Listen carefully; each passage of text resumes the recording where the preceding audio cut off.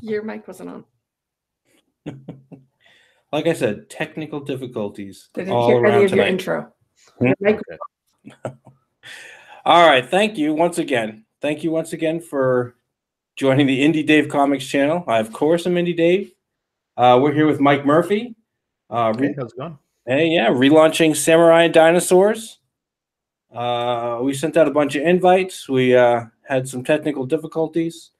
Hopefully everybody catches us and overcomes my boomerisms. So Mike Murphy, you are relaunching Samurai and Dinosaurs. What can you tell me? What do you think happened with the last one? And what did you do to maybe? What did you learn from that experience? Sure. Well, a lot of it just came down to poor timing. I think I covered this one of the last times I was on with you. The reason we launched when we did in December was that was just kind of how our schedules lined up, me and Sergio.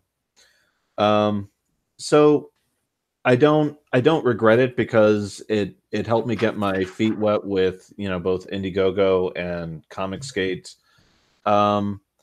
But obviously, as you can see from this time around, there's a lot of things that we've done differently and learned from. Like we're never gonna launch past, I think, October from now on. Mm-hmm. And it also, surprisingly, talking to our backers after the campaign didn't go through, it was a case of my approach to it was running a stripped down campaign seemed like a financially smart and responsible way to get people to know us without overpromising a bunch of stuff. And a lot of people we talked to just were flat out like, I want to give you more money than what you're offering. So we've stepped up the tiers and the rewards, and we've also come up with a list of stretch goals. Cool. Make it a little more exciting for people. Yeah, definitely. All right, so it's something exciting you can get behind. Now I've seen it. Unfortunately, I can't play the audio for you. So if anybody's watching, definitely go to the Samurai and Dinosaurs IndieGoGo site and watch that preview because it's a really good video. Actually, it was a really good introduction. Really get you interested in what's going on. Yeah, even Mrs. Dave Comics is nodding here next to me. We're both looking at it. Okay. Thank you. All right. So tell us what's happened to you since the last campaign ended. Well, it's been emotional. It's been a roller coaster. So things started getting rocky, I'd say, towards the end of last year, and really kind of kicked into overdrive late January, early February, I'd say.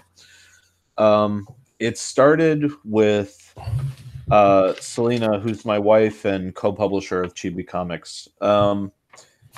She's a freelance illustrator as well, and she has clients, and a lot of them, if they're not directly in comics, they're at least familiar with the world of comics. And so this one day, she gets an email from a client who is also a Patreon supporter of hers. And the email is basically, hey, what's up with all this Comicsgate stuff you've been retweeting and promoting lately?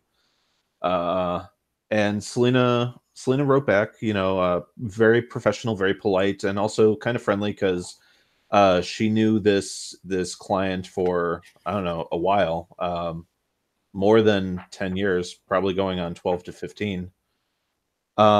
She was very polite and, said, well, we don't view it as a negative movement or ideology. It makes a lot of business sense for where we're at as a studio, and just kept it very civil and polite and matter of fact. And she was like, if you have any other questions, please feel free. I'd like to have a dialogue with you. And this client wrote back, well, we all have to do what we have to do to sleep at night. And then That's nice. yeah. And then she canceled her Patreon funding. That's yeah. Go ahead. Yeah, so it started with that. And we're like, okay, like that hit pretty hard. Because like the Patreon money, while it's not a ton, is a chunk of our income on a monthly basis because we both work freelance. Mm-hmm. So it's like that was a chunk of our bill money gone, and it's like okay. But then we have friends who are really close family friends, and they've been in our lives for 10 plus years at this point. Mm-hmm. And we noticed that since before Christmas, they had just gone really, really quiet on us, even though they live here in Portland, and they're only about 10, 15 minutes away from us. So eventually, in February, it got to the point where, we were doing this thing of like, well, are they going to get in touch with us first? Should we get in touch with them? Is there a problem? Well, there's probably a problem. And Selena got sick of waiting and just forced the issue and wrote to them and was like, look, it's the last day of funding. And, we're trying to make one last push before we have to start considering relaunching it. Could you guys help us promote this tonight? And they wrote back real short and to the point. No, we can't associate anything with anything tied to Comicsgate. And it sucked, but we're like, well, okay, fair's fair, whatever. But then like 2 hours later, and this is like really near the end of the campaign when we had maybe like an hour and a half to 2 hours left, we both get this like 2-page long email, and it's just full of like holier than thou hyperbole and just like all the stuff that you see like in terms of like SJW behavior like on Twitter and on the internet where you're like, well, that's where it's confined to. Like it was this weird concentrated blast of all that crap, like kind of blasted right to us personally, like calling us ignorant and wow. Yeah. Was this a handwritten letter? No, this was just an email. Oh, okay. Still, that's still a lot of time and effort to go through to just say, no, it's all right, I'm not going to support you anymore. Right. Yeah, like I picture him. There are a couple. I picture him sitting, at his computer and typing this thing out for the better part of like an hour. And like, long story short, like the email ended with, "We believe in something and you don't." Mm-hmm. And it was kind of a giant middle finger, and they were making it clear that they were stepping out of our lives. So it was this 1-2 punch of like the client and then 2 friends of ours, like within like 48 hours of each other. Man, and here's the thing. I can understand. And it used to be this way. You could just have friends who disagree with each other, right? Yeah. It's not like any money that they gave you in support of your comic book was going to the KKK or something. Exactly. It's like, oh, well, suddenly it's not like, oh, we don't support you. It's a, oh, we hate you. And it comes across as, oh, we hate you now.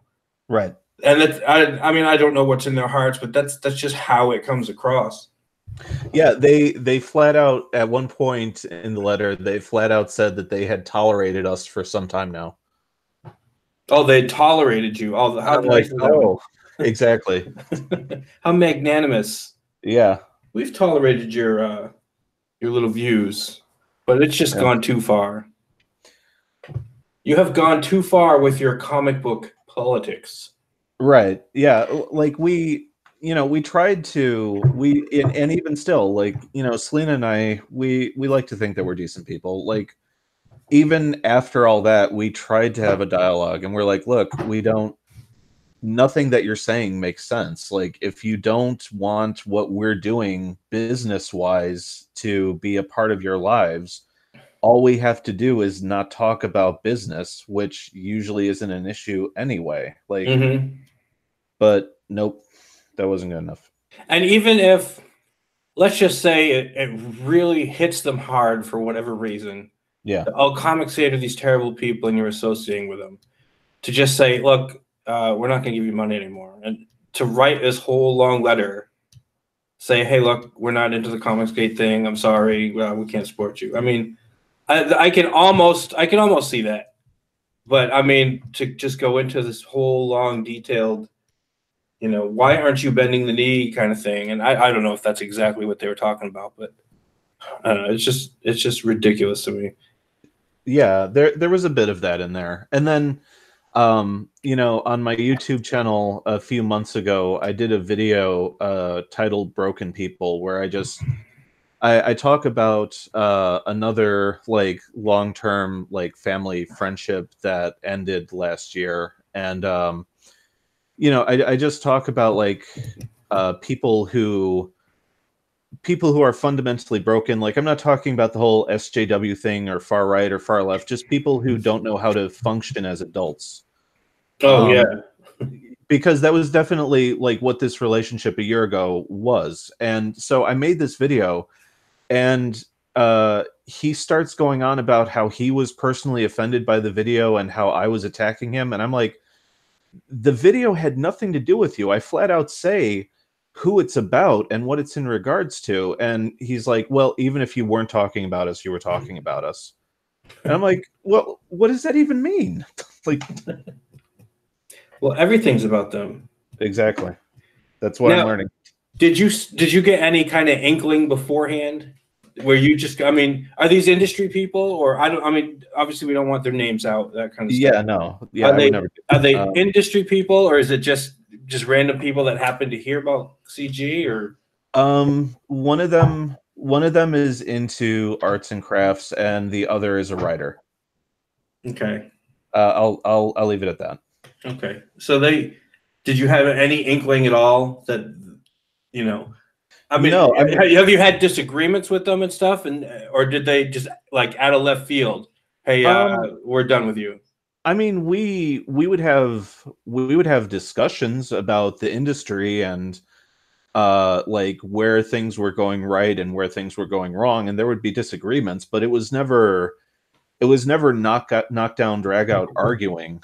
It was, debate and discussion. And a lot of times, like, the conversation would just boil down to us talking about craft because we were friends and writers, So yeah, like it really didn't become apparent that there was a problem until we noticed the radio silence. And, of course, the radio silence coincided with us launching our first campaign.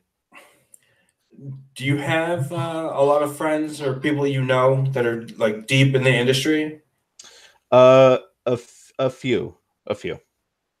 Okay, and does it, like I said, I don't want you giving names. Yeah. Do you get a sense that there are some that are kind of like under the table? Yeah, man, that's cool. We're cool. We're down with that.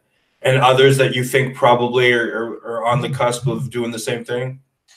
It's a pretty mixed bag. Like, some of them just subscribe entirely to the whole Orange Man bad narrative when it comes to Comicsgate, of like, no, it's bad because people say it's bad, so it's bad. Mm-hmm. And then I mean, there's one person that we know that runs a store who doesn't care in the slightest. Like, they understand where we're coming from. They understand what Comicsgate is, and they're friends with us, and that's as far as they care to get involved, and it doesn't really affect their lives or their business. Yeah, I try to keep, like, the guys at the store where I shop at, where I get my comics.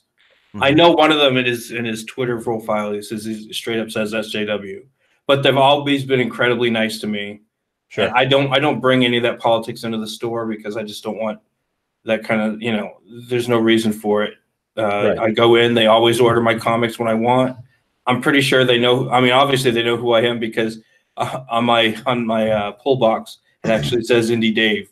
Right. So I mean, they know who I am. I'm sure they've seen my tweets and stuff like that. But I keep all that stuff out of the store, and they're always friendly to me, and I never get the sense from them, even though I know at least one or two of them probably disagrees with me on the whole thing. I don't know how much they actually are into it. None of them ever comment on it. I think they're smart about it because it's got nothing to do with business. Yeah, you know what I mean, you don't have to run your business on politics.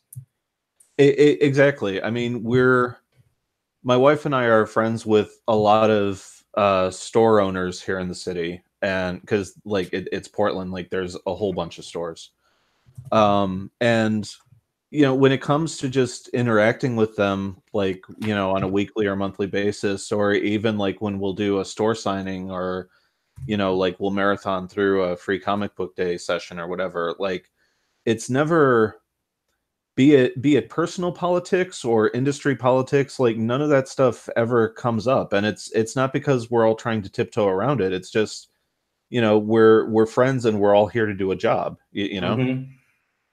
Like if it's free comic book day, like we're here to like entertain kids and like give them free art, you know. Exactly. Politics should not get in the way of business. Yeah. And that's I know I've been watching a lot of Nick Rekieta lately, and he's talking about the Vic Mignola stuff, and the thing that he says as far as, you know, a lot of this stuff is coming to lawsuits now.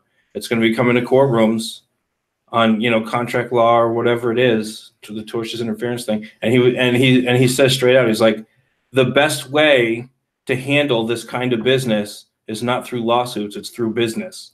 Right. So the best way to stay out of trouble as far as interfering with other people's businesses and all this other stuff is to just continue doing business. And that's just, that's really what ultimately that's what this comes down to. It comes down to running your business, doing your whatever, you know, you get money with. You can either do it through politics or you can do it by trying to sell your product. Right. And one side works and one side clearly doesn't. Yeah, I mean, you know, when it comes to Comicsgate, like, you know, my wife and I have committed to a good number of the ideals behind it and the business model. So like we're in it for the long haul, but that doesn't necessarily mean that we have a problem with, you know, individual comic shops or the idea of the direct market. I don't think it's healthy, but that doesn't mean that I want to see these people who I consider friends. That doesn't mean I want to see them fail.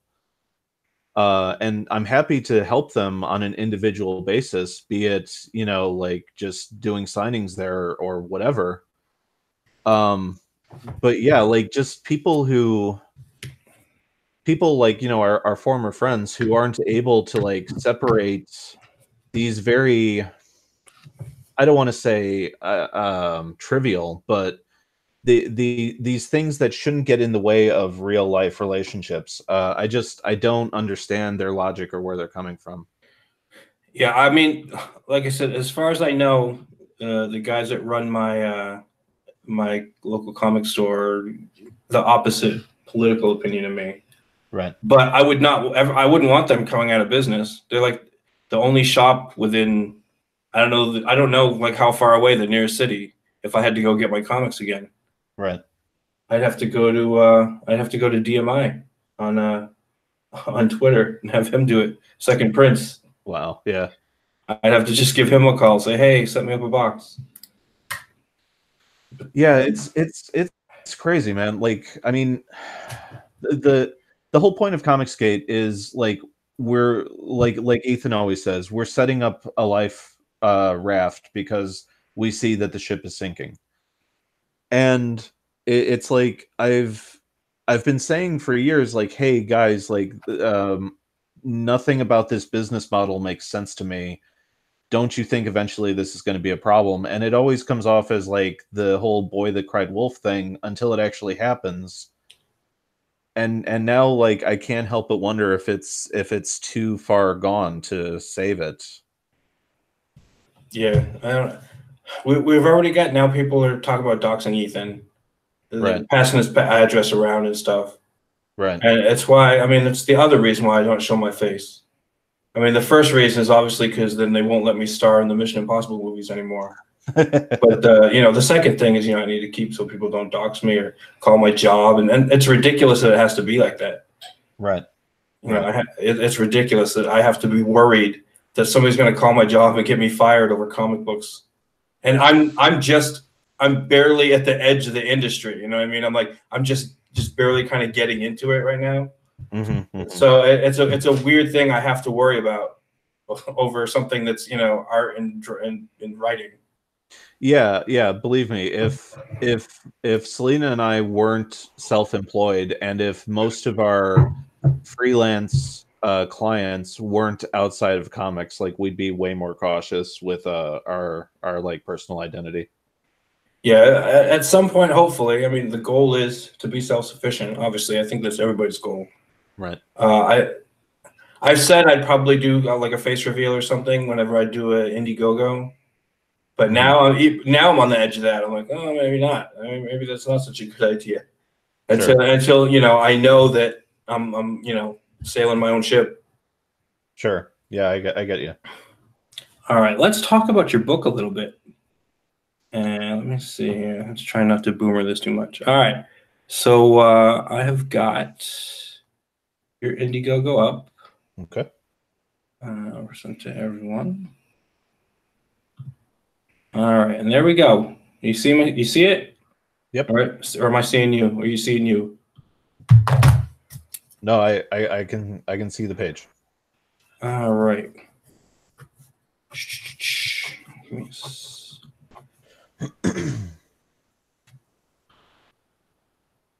There we go. That's what we need right there.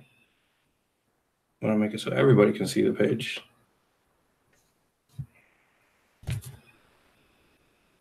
All right. Yeah, it's a lag, so we're working stuff out here. All right. There we go. And boom, there it is. That's what we're looking for. All right. So let's see. Samurai and Dinosaurs. Why don't you tell us about the project? Sure.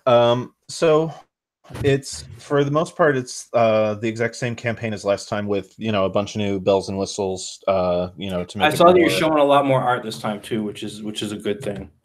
Yeah, I think the smartest thing, I can't remember who suggested it to us, but the smartest thing was to list the first 11 pages, basically the opening scene. It gives people a sense of tone and pacing that I don't think just showing random pages the first time around got across. Okay. So let's see. Samurai Dinosaurs, a graphic novel. History's noblest warriors and deadliest predators clash in a battle that will alter human history. Right now we've got, let me refresh the page, see if we got anything else. Although you probably know more than I would. Let's see. So we're looking at $554, 9% raise right as of right now. Just launched this morning. Excuse me, I'm sorry. No, it's okay. Let's see. So, let's see. All right. Oh, yeah. Just so everybody knows that I'm into this book, I am backer number 1. I made sure of that. I cheated and I made sure of that. Let's see. So let's see. Let's go over the tiers. For $2, obviously, it's thanks for your support. And that's just for everybody that wants to help out with a project, doesn't necessarily want anything. Yeah, we're going to have a thank you page at the back of the book, and everyone's name will get printed in it. Well, at least everyone who wants their name in it. Oh, that's cool. Yeah. I definitely want my name in there. Well, there you go. Let's see. $8 gets you a digital copy. I sold 2 of those so far, so that's pretty cool. Yeah. $20 gets you a physical copy of the book. That's a good price. It's 110 pages. Let's see. Here's your physical copy. $30. This is what I went with. $30 gets you digital print and the prequel. Tell us about that. Sure. So in the second act of the story, there comes a point where the group has to hold up and take refuge in an old, worn-down cabin in the woods along the way to the meteorite. And there's stuff that's hinted to and alluded to, but we don't get too far into it because, you know, we want to keep the narrative focused on the group.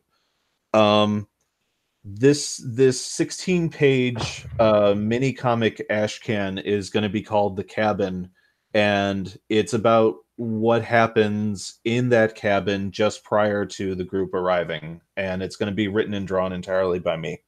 Cool. All right. Well, definitely looking forward to that. Let's $50 swag bag. What are we getting with the $50 swag bag? Sure. So that's all the tiers that come with the, or that's all the rewards that come with the $30 tier. And additionally, you'll be getting a poster of the front cover. Cool. You'll be getting, go ahead. Go ahead. You'll be getting 2 postcards from their panels from the book, the city reveal and the first raptor attack, the big splash page.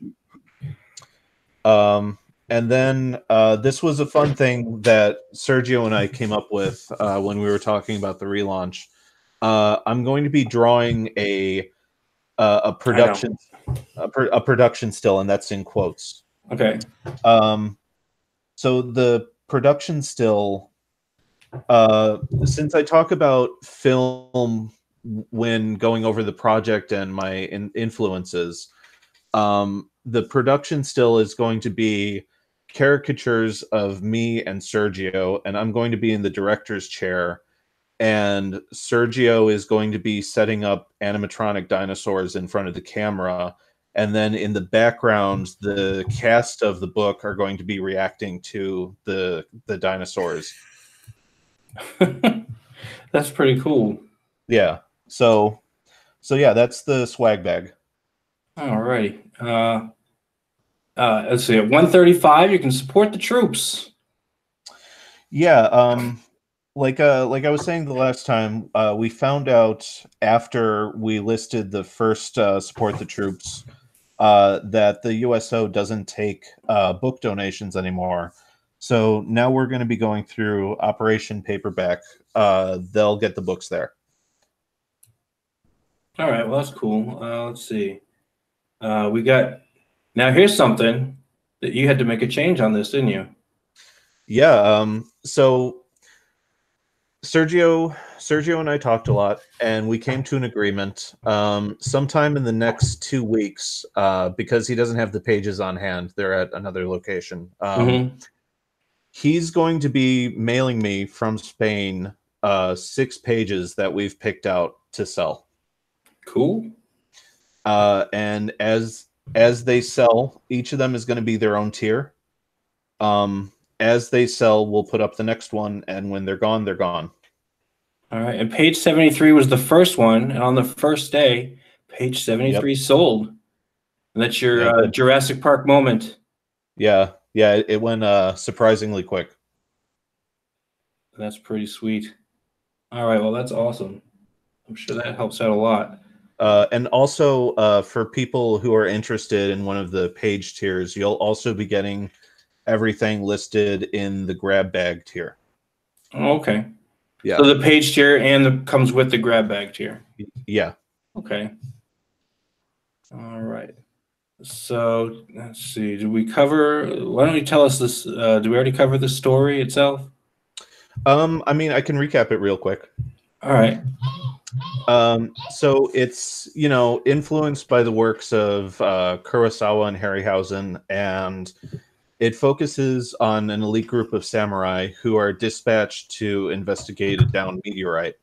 The meteorite crashed a year ago, and in the time that's passed, there have been reports of monsters terrorizing the locals and travelers, and so these samurai are dispatched to figure out just what exactly is going on.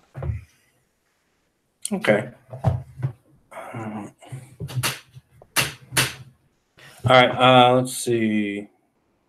So let me see. Backers.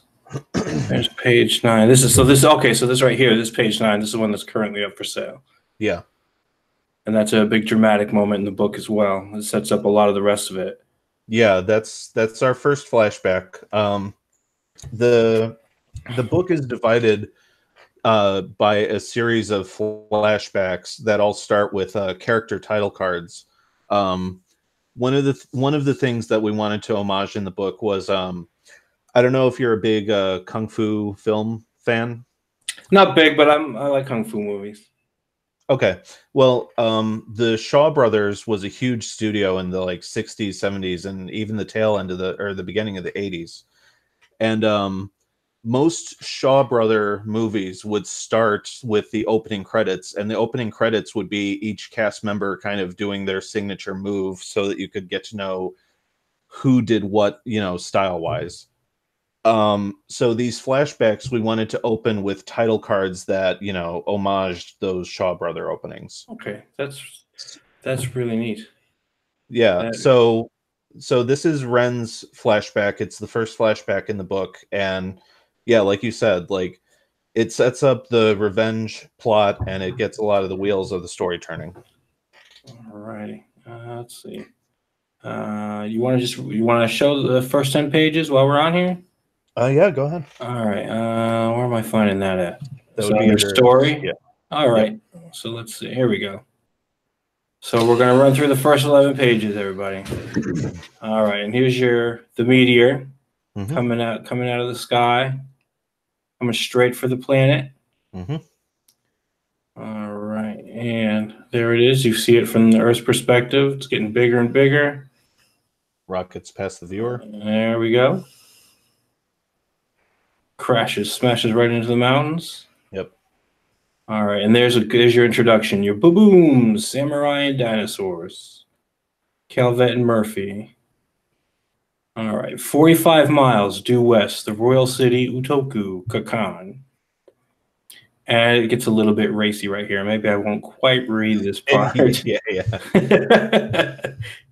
So it's a little bit racy here. I keep this PG or not. All right, I mean, it's not too bad. Just probably, I think you'll get the gist. Right. His leader, and who's the leader here? The guy. He's. Yeah. So this is a page coming to talk to the daimyo. The daimyo's name is Katai, and he's a real mean dude. All right, and this is his second in command, or just a servant? Works for him. Yeah, just a servant, like a page. All right, he tells the servant to leave. He said he's going to tell him about the loud noise. Right. And he said the ground trembles from time to time. It has nothing to be concerned with. He's like, yes, but now go. Says, my lord, there's something you must see. He opens it up, and you can tell he's been entertaining the ladies. And he has been interrupted and will not be happy to be interrupted. Smacking him upside the head. As he beats his servant. Over there, past the hills, Daimyo Katai. Eh? Oh. You can see the fires. Right. And over the town or the village or the city walls. Then he uses a very bad word. You can see him looking in the distance, and he just goes, shit. 1 year later, and you see him, it looks like, is he planting crops or a garden or something? Yeah, at this point, Ren is kind of in the quiet man stage of his life. He's just living a life of isolation. All right, Katai. And there's your plate. Yep. All right, Ren. That's a cool one to have. And this is part of, or is this is a whole page? Yeah, that's a whole page. That's like each flashback starts with a full splash. These got to be the are these some of the one future tiers? These plates, because that's a really cool one. They might be. They might be. All righty. Ren, he goes, what have you done? It appears he's killed his lover. When a dog behaves poorly, do you not cast stones at its hide? Does it sting, Ren? Rah! It looks like he does the business. Yep. So this page here is one of the revised pages that Sergio redid last month. The original fight scene was all in silhouettes, and we both agreed like it got across what was happening, but like we both agreed it would be better if we could just see all the action happening. Okay. We just got a question about this, but I'll finish through this and then we'll ask that. Sure. From Scotty Richards Studios. Well, just to acknowledge the crowd, we get Scotty Richards Studios, we got the Metal, and we get Sporkman Studios. Sporkman, I'll get that invite to you in a little bit. Let's see. So we got whoosh, slice, fit, sluck, shunk. And he said, and he just short of killing the daimyo. He says, if you had any honor left in your worthless heart, he goes, you'd redeem yourself here and now. You pledged your life in service to me, and then you fled with that whore. You speak of honor, she was innocent. I've taken men's lives for far less. I'll not take my life this night. You've already stolen more than you're owed. Then how does this night end, Ren? Indeed, Ren, how did this night end? That's where we leave it. All righty. So that's your beginning. That's your introduction to the main character and the basic premise of the story. Mm-hmm. All right, we're going to go over some proposed stretch goals. What's your main stretch goal? 6,000? Our main goal is 6,000, yeah. Okay, so once you reach your 6,000, then we're going to definitely hit up for some stretch goals. At 8,000, you've got custom bookmark depicting Ren's terrible loss from the start of the story. Artist to be announced ASAP, so you've got some people on board already?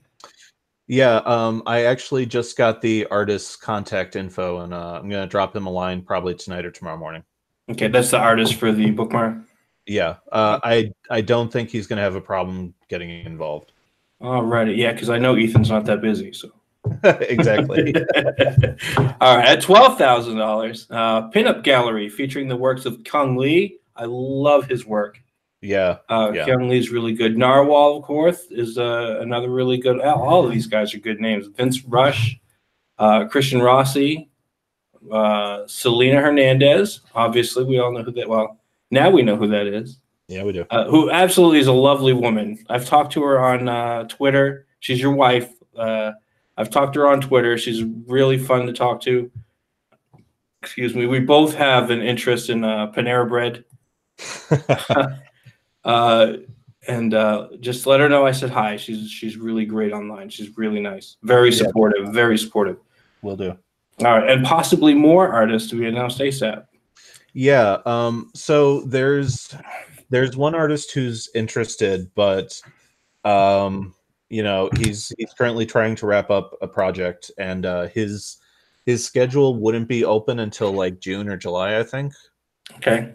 So, part of the reason why we're doing fulfillment in September is I'm hoping to buy us a couple months so that if we make it to the 12,000 stretch goal, we can get him and a few other artists I'm in touch with in on this and expand it to maybe upwards of 8 pieces. Okay. The book's already completed though, right? All the basically writing, it's all essentially ready to go. So most of this will be printing and then getting all the, if it reaches its stretch goals, getting all that taken care of. Right. The book itself is done. The prequel book I'm in the process of writing, so I need time to do that and bang out the 16 pages. And the only other thing past that would be the bookmark and the production still. Everything else, the core book is ready. All right. Let's see. $15,000. We have The Cabin. That's the prequel Ashcan. Mm-hmm. It'll be written and drawn by you. Will be expanded from 16 to 24 pages, and we'll go full size at the $15,000 mark. Yeah. All right. And you're still waiting on wondering 20,000 to 25,000. Yeah. I've got thoughts, but yeah. Well, I'll tell you what, we got a suggestion in the chat. Scotty Richards Studios wants to know if there's a possibility at a future stretch goal of getting it in color. Huh. I'd have to. That would have to be a pretty high stretch goal, but I would consider it. Okay, so Scotty Richard, spread the word, get as many people in as possible, and maybe we can make that happen. That'd be nice. Yeah. All right. So that. All right, we got 12 backers as of 10 o'clock. Well, it's 10 o'clock right now, so we got about 12 backers right now. Oh, and you know what? Something I forgot to mention, and I should have mentioned right away. It's not a stretch goal, and it's not something that you are backing or paying for. But for everybody that backs the book today, up until the next 2 hours, from the beginning today to midnight Eastern time, I have 2 signed Ethan Van Sciver comic books. One of them will be it's Flash Rebirth, the graphic novel. The second book is it's a Green Lantern #3, both signed by Ethan Van Sciver. We're gonna have Mike pick 2 people who back today, and one of those 2 people is going to win a copy. Or no, not one person will have 2 copies. 2 people will each win 1 copy of those books that I will be offering and giving away to help out with this campaign. So back today. Butchering that. What? So back today, and you will win the opportunity to win one of 2 Ethan Van Sciver comic books, signed comic books. Was that simple enough? I'll pick those out before the end of the night. Yeah, and we were going to do that last time, but the book didn't get funded, and everybody got their refunds and stuff. Whether the book gets funded or not, I will send these books out for this campaign. That's mighty gracious of you. Thank you. Yes. All right. So a lot of stuff's going on in this. We're gonna put it back on the camera here. Turn off my screen share. There we go. So there's a lot of stuff going on in Comicsgate lately. We got the Dachshund thing. Are you real close with any comic book stores? Yeah. You know, like my wife and I moved here to Portland in 2005, and we're extremely close with a handful of people who run stores here. All right, because I know the guy just did that speech. I can't remember what his name was. He just did that speech for the Comic Pro convention thing. Right, that thing. Yeah. Oh, and he was talking about how the industry can do something to help out stores. How the stores can kind of make demands to help themselves. And right. I've had a few talks with my store and some of the stuff that goes on.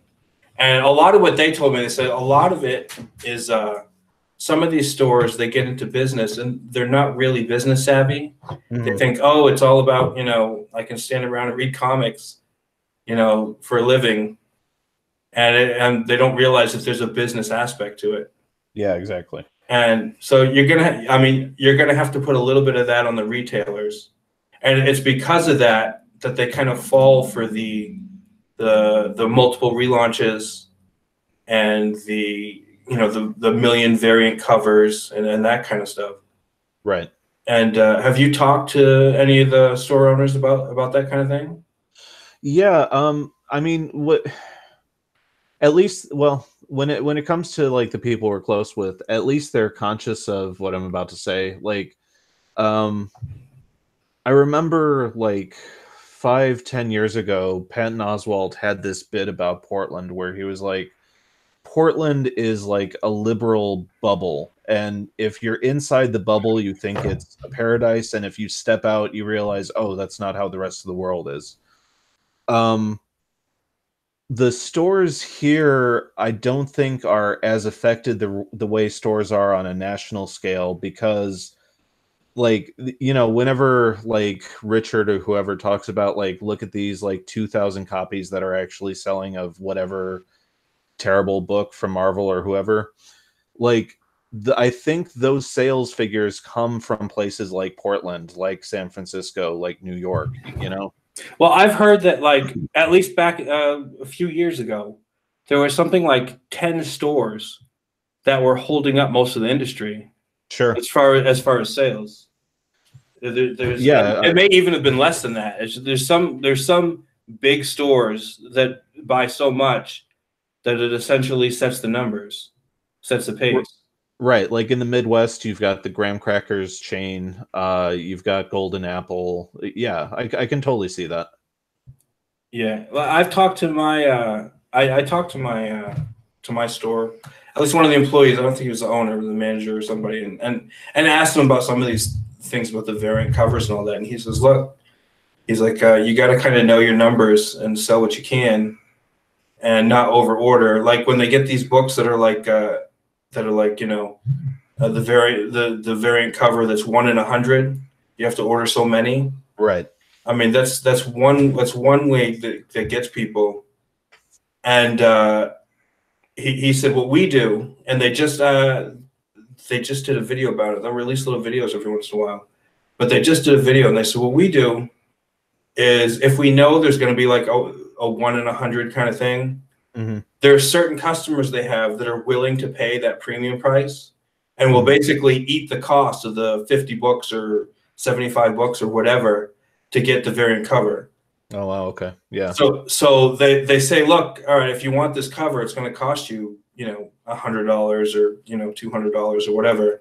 And those they know who those customers are, and they know how to target those customers to pay that. And basically what they've done is they've paid for the book. And then whether they give the customer the books or not, I'm not sure they do. I think they just give them the variant covers. Like I know Venom number 1 or 2 had a Sam Keith cover. Oh, okay. And it was like 1 in 100. I didn't realize that at the time. I thought that that'll just be releasing. So I asked them to put one aside for me, and they told me about it. And then like I said, they just did a video where it's not the Superman 1000, but it's I think it's some kind of Justice League book. Well, hey, Sporkman's here. Hey, what's up, man? Hey, yeah, no problem. So anyway, I was saying, so I think it's a Justice League book coming out, and it's one of those deals where you buy so many issues to get the 3 variant covers, and they straight up did a video to all their followers, and they said, all right, these are the 3 variant covers for $75. I know they're brand new on the shelf, but for $75, you can get these variant covers. But what they're doing is they're covering the cost of all the extra books that they would have to buy to get the variant covers, because it's 1 in 20 or 1 in 50 or whatever it amounts to. Right. And I'll bet you a lot of those books, because they have this really cool deal. Whenever we go into the comic store, my 6-year-old goes and gets these Easter eggs, and what they do is the Easter eggs has a little number in it, and you pay $1. They go back and they come back with a whole bunch of.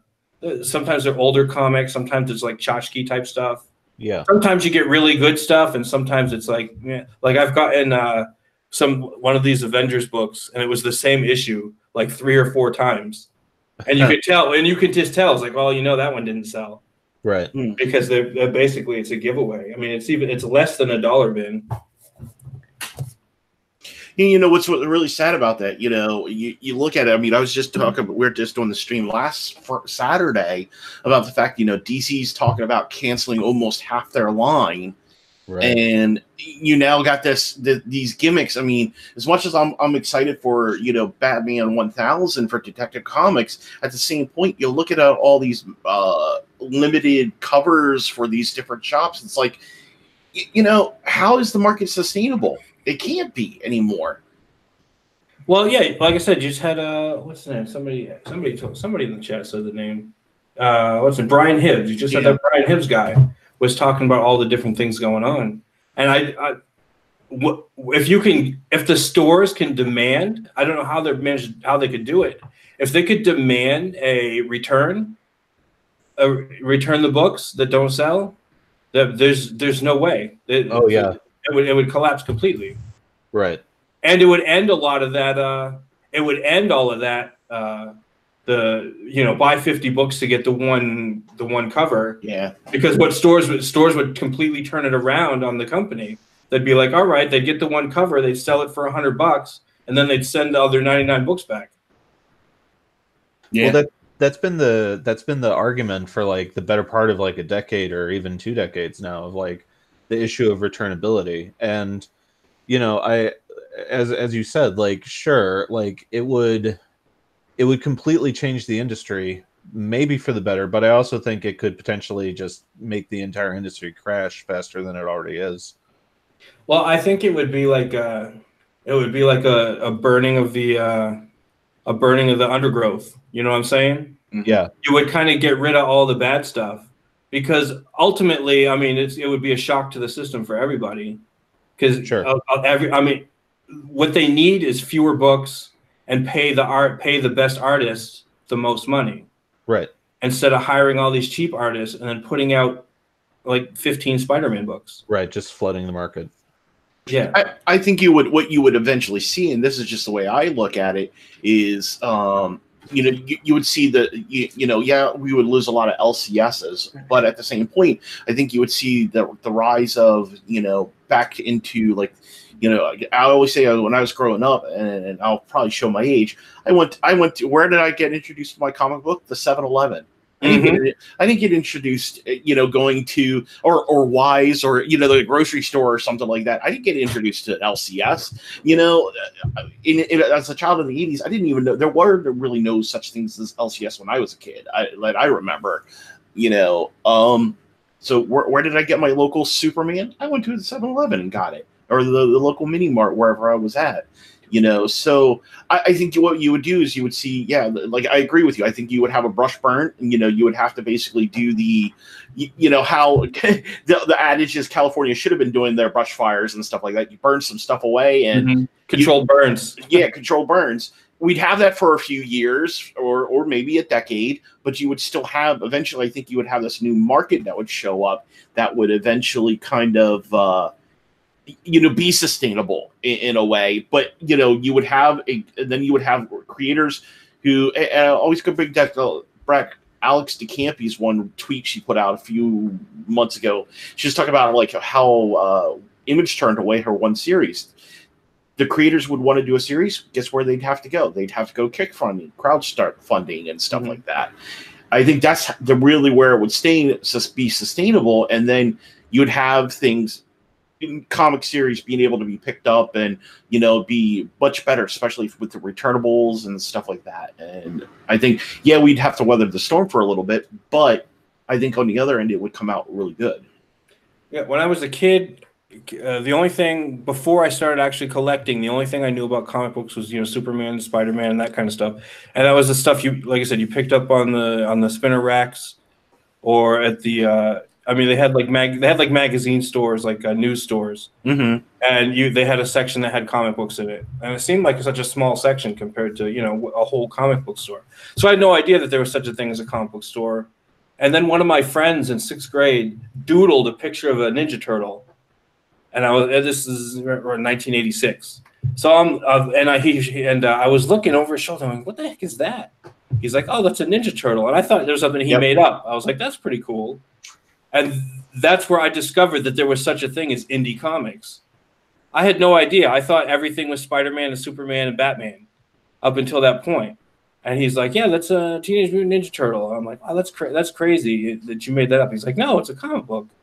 And then I started kind of looking into it, and that's when I discovered, I had no idea, there was a little like backroom comic store run by like the guy that owned the bookstore in Never Ending Story. I mean, he was just this old guy that just had all these comic books, and he just was in some corner, corner back room place at some mini mall in my little town, and he sold comics. And that's when I went in and bought a Ninja Turtle comic, and then, I saw all this other stuff, and I can't imagine. I don't even know if back then it was every Wednesday when they did it. All I knew was every once in a while I'd go in whenever I had a little bit of money.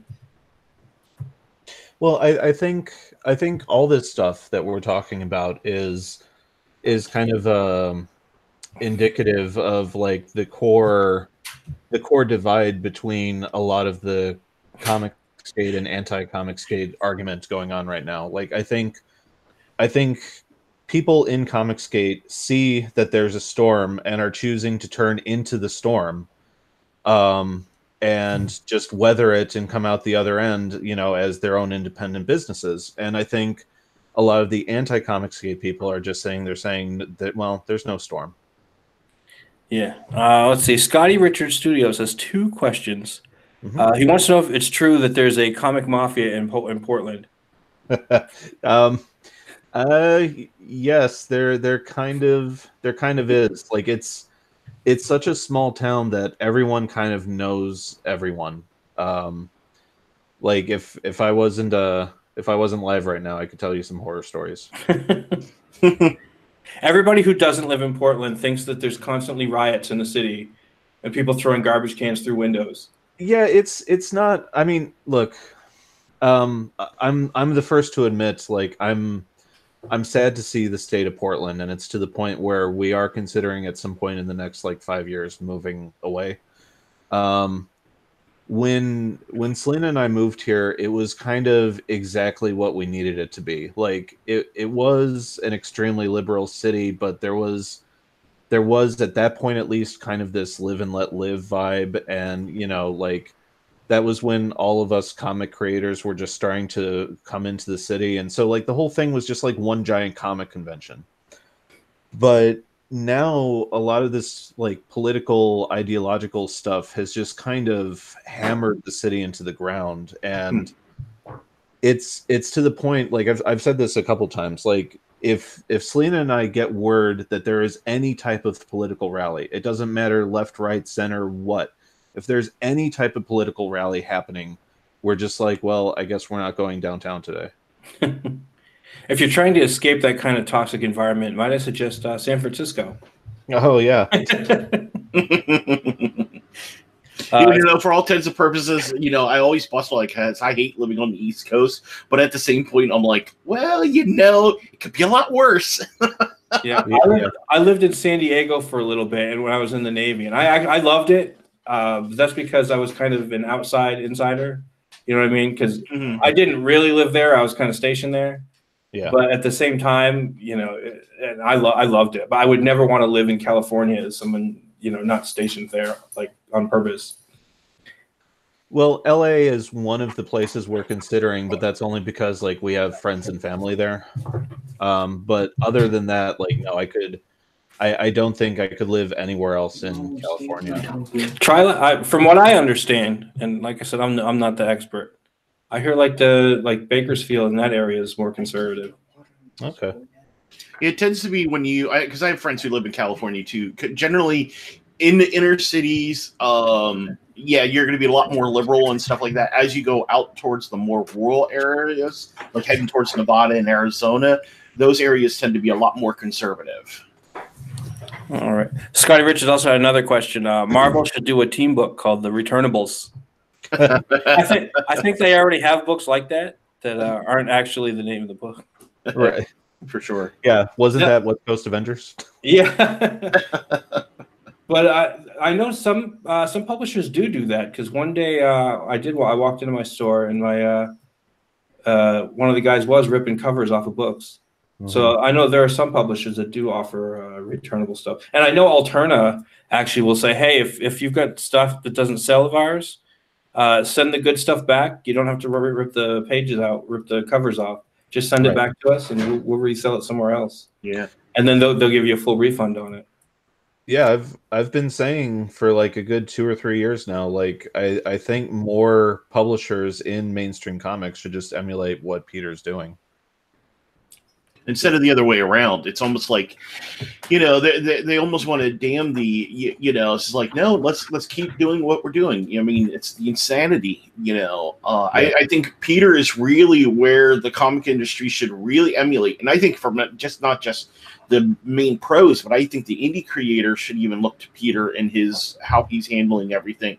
Does he is he perfect? No. But I think in terms of business-wise, he is making some of the best choices to really, and I think, we since we're with Wicked, they seem to be doing a lot of the same things. They really listen to what Peter's doing. They're looking at what he's doing, and are trying to emulate some of those things too. And I think more creators and more, independent people, as we grow this market, I think that they should be following those things. Totally. Well, I think what he does well is he listens.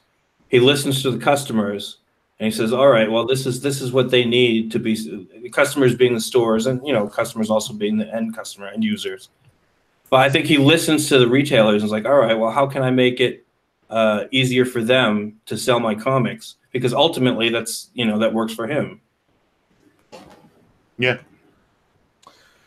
Yeah, it's funny. Like, I mostly read trades, and I took stock of everything that I've been following. And when a lot of the Rebirth era titles wrap up, the Silencer and maybe 2 or 3 other titles, Hawkman, when those titles wrap up, except for maybe Tomasi's detective run, I don't really think I'm going to be reading any other DC titles. And I haven't read Marvel in a good 2 years now.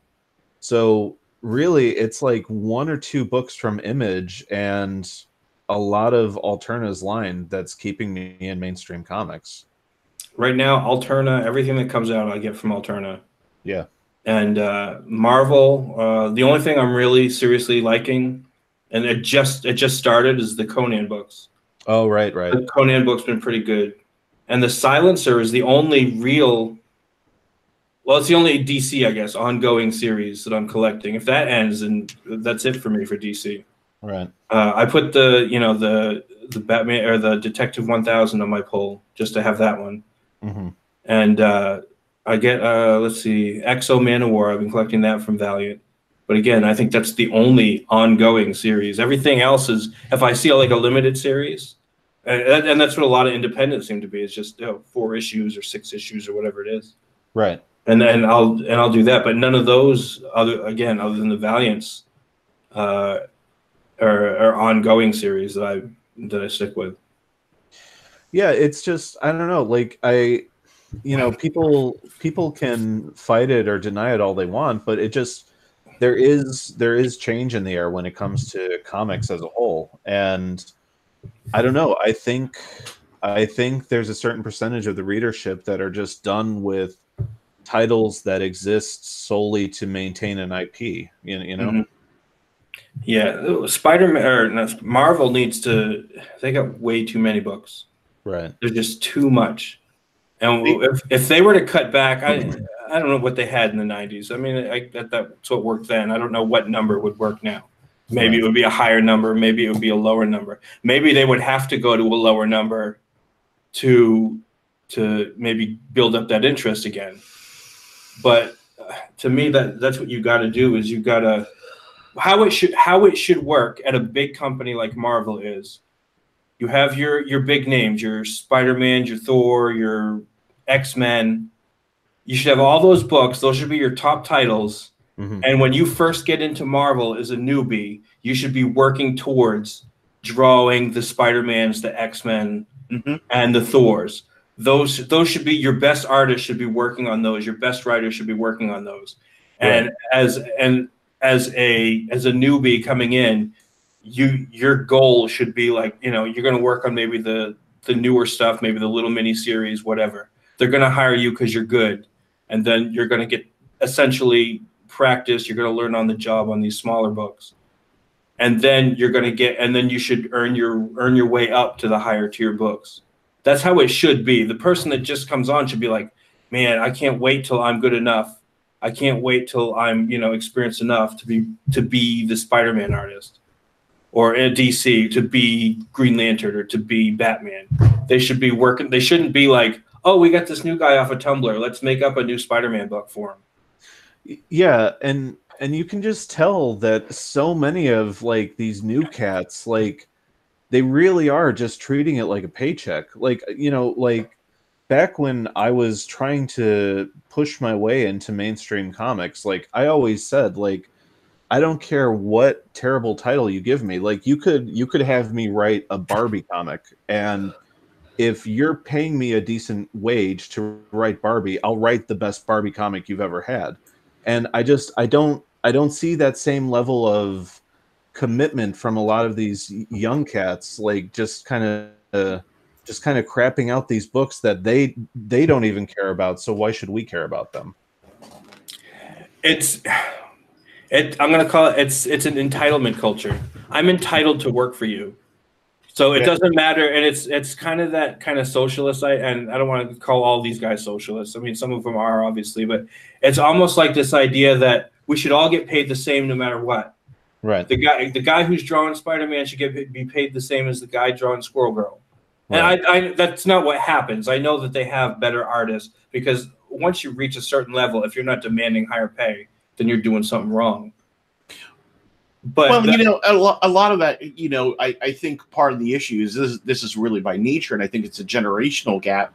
A lot of these guys don't want to stir the pot, so what they do is they just prefer freelance, and they'll go for a piddly squat. You know what I mean? Instead of looking at their valued work, and you know, there's a reason why you pay someone like Greg Land or you know, J. Scott Campbell. You pay him, you know, I'll just throwing out a number, $3,000 to do a, you know, #1 cover, you know, because he's worth that kind of money. You know what I mean? I mean, same thing with Ethan, same thing with John Malin. You throw the money at them because those guys are worth the money. They paid their dues getting to the position that they're at. You know, I don't care. I don't care if you draw better than Ethan does or draw better than John. If you haven't done the time, you know. My view is that you shouldn't get that amount of money. You know, it's all about building yourself and getting yourself into the position. Totally. Exactly. I mean, that's how a business should be run and how a business should work. I mean, I didn't come into my current job saying, hey, I want to, you know, I've been there 3 years. I automatically should jump in front of the guy who's been there 4 years and become the lead of the team. No, it doesn't work that way. You know, unless his interview skills suck really bad. You know what I mean? Right. Yeah, if you're coming in, you should get paid the rate of, you know, what your skill level's at and your experience. Exactly. You know, and it's the same thing. I mean, I even look at, you know, the whole Comicsgate and indie comics the same way. You know, you know, as a small creator, you know, even though I've been doing this for 13 years for Sportman, I don't expect to raise the money that Ethan or John Malin does, because, you know, those guys are higher profile. I'm going to look at what I can raise for myself, and that's the way I look at it. I don't envy those guys what they raise. I'm just glad we raise what we can raise. That's the way I look at it. And you can see some of this attitude even there I want to put this right. It's in the indie comics as well, and it's trying to creep into the Comicsgate and that idea with some of these guys, with those British people that were trying to were practically demanding Ethan to be an Ethan show. Yeah, and it's like, well, you know, we got this thing coming out, and we're entitled to be. No, you're not entitled to anybody's time. You're not entitled. And I'm going to say this over again. You're not entitled to people's time. You're not entitled to people's work. You're not entitled to people's, you know, labors. Yeah. You've got to work for it and get and earn it. I'm a little channel, and I haven't, you know, been published with anything yet. I can't go onto Ethan's show and just say, hey, put me on your show. Yeah. I feel bad. Sometimes I'll invite Doug on, and Doug's a busy guy. And he's been on, Doug Schnabel, he's been on here before, like nicest guy in the world. I mean, the fact that he actually granted me his time to be on my show. Yeah. And, you know, that's a really nice thing for him to do. I don't demand that. I don't feel like I'm entitled for these people to come in and do that. But, I mean, if they do that of their own efforts, that's great. But I feel like there are certain people that have in the past tried. They're like, oh, this thing's coming up. You know, I'm a comic book guy, and I either I agree with them or I kind of sort of agree with them. But at the same time, they're like, oh, they owe me something. Nobody owes you anything, and that's the thing that's going on. I mean, I even made the comment one time, you know, I said I'd be happy if Ethan looked my way, but do I need him to look my way? No, I'm just going to do what I need to do. If he notices, great. If not, so that's what I'm saying. You shouldn't be working to, 100%. I agree. You should not working to be demanding somebody in Ethan or your boy Zach or somebody in that level is going to look at you. I'm grateful if they do. I mean, John had me on his show. Same thing with a few other people. So I've been grateful. It's not, So I've seen that mentality, and that's one thing I would say is squash that right away. Let's not do that. If you start on the small channels, like we all have done, and grow to the bigger channels, Yeah, and I'm one of the small channels to start with for everybody out there. So yeah. Same here, dude. I'm right there with you. So I'm just right at that level that John, and he even talks about it quite often. If you want to talk about a guy who really knows about marketing, John Malin's wonderful to listen to about that stuff. Excuse me for 1 second. Sure. Well, I'm the only one here right now, and okay. Well, he had to take care of a baby emergency. He'll be back. Okay. The thing is, it's all about brand recognition. If you're going to come in from, and I'll give you an example. Remember Lewis Michael, who did Chromosome 96? His comic was at the same time ours was. And he didn't make his money either the way he is, but he did not give up. He's still sitting there doing what he's doing, creating his own brand. It's the same thing. But then you have other people who kind of came in. They're like, well, I'm just grateful, or you should be grateful that I'm willing to give you my time. No, not at all. 100%. You're the one selling something. Yeah, I'm the one buying something. You need my time more than I need your time. Exactly, 100%. So that, and that's the thing is, it is customer service 100%. So you need to sell yourself, and if you come off as the biggest dick, you're not going to be, you're gonna have a hard time to sell your product. I mean, and even us being here, I mean, how long we've been in, I've been involved with Comicsgate and the indie comic scene, and even we still have sometimes where we stumble and fall. Mm-hmm. But it's about rising to the challenge and doing what's good. But by the way, do you mind? I wanted to ask you. I know we're waiting for Mike to get back. Have you seen? Did you see Juan Pool's almost at fully funded? Yes. Oh my God, he has been doing. He has been doing great. Oh my God, all day. That's the other one I've been following. Yeah, he's been doing awesome today. And I'm really happy to see that happen because I don't know if people know right now, Troy's not in the best position right now, unfortunately. So this is really helping him out 100%, getting him to where he needs to be, and he's got a great team behind him pushing the comics. So yeah, he's great online. He's just one of the nicest guys. Yep. And let's see, we're waiting. I just got a note from Marmaduke, who might jump in here in a few minutes. Oh, sweet, cool. Yeah, I know we unfortunately we were supposed to launch today. The relaunch for Sporkman, but unfortunately, talking with Juan, I didn't want to overstep their bounds, and then I know Mike was re-releasing his stuff. And also, Nasser, I think, released something today too. Yeah, exactly. So we kind of. It was a big day for releases. It was a big day. Well, it's a Friday, March 1st, so it makes sense. And unfortunately, this past week was a kind of really bummer for me. I was having some health issues. The doctor thought there was issues with my gallbladder. Ooh. Luckily, turned out not to be that. They think it's more probably something muscular, but it's all in that area. And then the other night, unfortunately, my kitty cat passed away.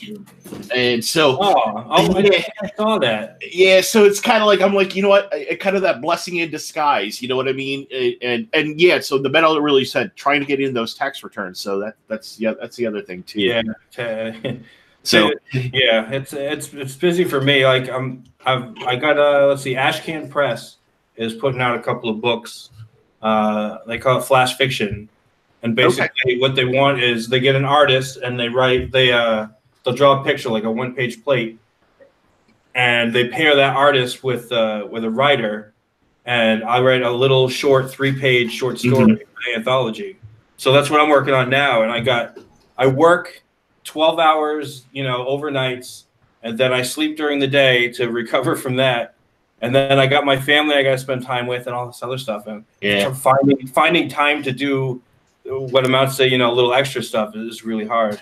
Yeah, because I was talking with great thing you brought that up because I was talking with Skinny because I got Skinny. Oh yeah. Skinny's doing something with them too. I was thinking about maybe talking with Eric about us possibly doing something for talking to them, reach out. Maybe we can, because we have 2 other projects that we're working on too. My Volt Chaos story. And then we're also doing his thing called Wraith. So we might want to talk about them and, maybe doing like small short stories for that or something like that, because I know he's looking for other projects and stuff. So it's on our radar, but Yeah, they just did. I don't know if they're still looking. I don't know if they've got all the teams lined up yet. Because once you get teamed up, then they're like, boom, good, you're good to go. And I know they've been putting out the notice for that. I like what he's really doing. I kind of like the whole little loot box thing and stuff like that for comics. So I think that's kind of a cool idea. Yeah, I'm not sure. Like I know we're getting some copies of the book when it prints and stuff like that. And it's kind of for me. It'll be my first time being published once I get in. So I'm working on something right now and getting it done. And I kind of feel the pressure, even though it's essentially just exposure. Yeah. But still, it's for me, it's a good in, I think, just to get something out in the public so I can show people. Woohoo! Marmaduke just said he's backer 100 on Wanpool. He's getting the perk art with Rags artist Luigi. Nice. I am actually backer 1 on Samurai Dinosaurs. Yeah, I got that. Unfortunately, I couldn't back Wanpool yet. I plan on next week because I don't get paid till next week. Yeah, so, I think probably my next paycheck. I don't want to feel like I'm choosing teams, but I already I made kind of a commitment with Mike, and yeah. I definitely Wanpool's a good guy to support. Definitely, I'm not going to talk anything down about him. He's a good guy, and it's a good funny book. Yeah, likewise. That's one I'm going to be backing. And I had to say, Mike, I was gonna, definitely. I'm looking to back yours because I'm really big about dinosaurs. I like the whole dinosaur theme, but then you add the whole samurai theme and stuff like that. That's killer, that's killer. I love those ideas.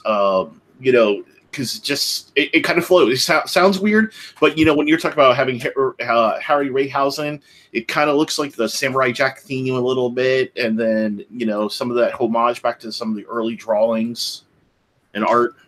Yeah, there's little bits of all that stuff in there. And thanks, man. I appreciate it. Yep. So those are the 2 biggest ones I'm going to be backing. On your on next week. Yeah, I actually canceled my. I actually canceled 2 of my Kickstarter ones so I could move them over to the IndieGoGo ones because I didn't because I didn't realize you were re-releasing. I didn't get a chance to back it the last time, so it's like, oh, gotta get it this time. Right now, Samurai Dinosaurs up to 13 backers as of 10:36. Nice. So we're dropping that every time every few minutes. We're checking that out, keeping an eye on it. If you haven't backed yet and you're looking for something really cool to back, Samurai and Dinosaurs, it looks like a lot of fun. It's Mike is a great guy. He does some great videos, and definitely drop some money on this when you got it. Well, thank you. Yeah, and I was going to say something earlier, because I was talking with your wife the other day when that whole thing with going down. With that person who was a longtime backer and stuff like that, pulling that stuff, and I was like, "Are you serious? That's just ridiculous. It's crazy." Yeah, I was talking a little bit about this on a professor's stream last night, but like we can't help but feel that there's a certain amount of that whole thing of like, it's because like Selena's getting it worse than I am. Like we both lost those 2 longtime family friends, but you know, behind the scenes, like Selena's getting it way worse than I am. Like she's gotten at least 3 or 4 emails now, like what Richard refers to as night letters, like the whole thing of like, hey, you better stop what you're doing. And we can't help but feel that there's a bit of that, like you're supposed to be on our team thing because she's a Latin woman, and like so kind of like Troy. Yeah, it's kind of like you know, your POC. You have to be, you know, you have to be on that right team. You know? Right, exactly. What are you doing? Yeah. You know what? If somebody came to like kind of secretly sent me a letter and said, "Hey, man, you need to be on our team because you're a white guy," how would that sound to people? Exactly. What would it make that other person look like? I mean, it would be exactly what they're saying. It would be exactly what they're when they call people white supremacists or Nazis. That's exactly what that would look like. But when you're of, you know, a POC of whatever race or color, for some reason that's not the same thing. I don't understand that. Yeah. It's just gross behavior, and like this is another one. Like I don't think she's shared, and I know I haven't. I don't think she'll mind.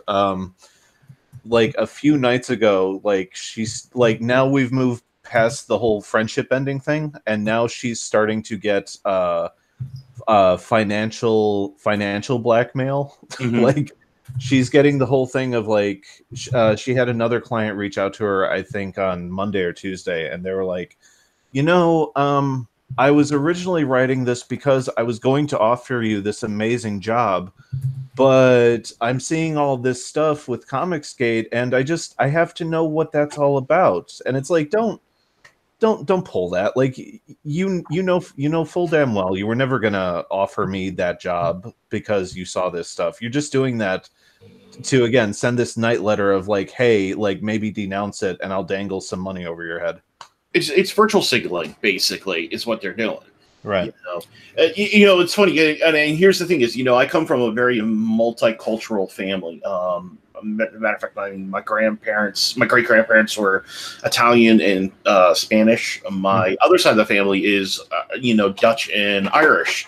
So, you know, and my niece is, you know, half Dominican. And so it's like, really, come on, guys. You know, how can you? I don't get it. I just don't get it. It's weird. It's like we're all human. You know, it shouldn't matter what, you know, race you are, what ethnicity you are. We're all human. Let's treat each other equally, fairly. Yeah. I'm not gonna do that whole like I don't see race bullshit thing. I'm not gonna do that. But you know, like I grew up in a predominantly Hispanic neighborhood. I went to a predominantly black grade school, and then I went to a predominantly white high school. So I've kind of been around everybody in one form or another my whole life. And so to see, and again, like I'm coming from Chicago, which is just everyone kind of thrown together and shaken up. Like to see how far we've splintered apart, you know, both politically and with this whole ideological Comicsgate thing. It just, it kind of, it grosses me out, and it kind of bums me out too. You know, my co-worker and I, we kind of both agree. I have a feeling what's going to end up happening is almost like an amicable split in this country. You know what I mean? You know, and the thing is, which is weird, is because I have, you know, I lean center right. You know, I am conservative Christian. You know, actually a very devout Christian, but you know, I do lean, but I do have a lot of views and opinions that could kind of seem liberal because, you know, it is, I believe people are human, people make mistakes, and, you know, I'm a little lenient, you know, I believe in, you know, fair justice. At the same point, though, that I do believe that there should be solid rules and laws and stuff like that. But I have friends that are very liberal, and, you know, I'm like, you know what, I can see your point. You know, I may not agree with it, but I can see it. You know, we have lost that discourse. What I don't get it. It is completely gone. Right. It used to be where you could talk to people and you could disagree without suddenly like everything being a straight split, two solid pieces that you bang together. It used to be that there was kind of a middle and everybody could kind of shake hands and You know, and you could. My dad was big on arguing. He used to love arguing, but it was always with friends. And the more you disagreed with him, the more he liked arguing with you, and like the better friends you were. It was just the way my dad was, because he loved that intellectual exchange, because I mean that was what was stimulating to him, and that's what made you a good friend and what made friends closer, because you could disagree on stuff, but at the same time you had each other's backs. And I think we've lost that, have each other's backs. We've just kind of lost it in the last, I don't know, 10 years or so.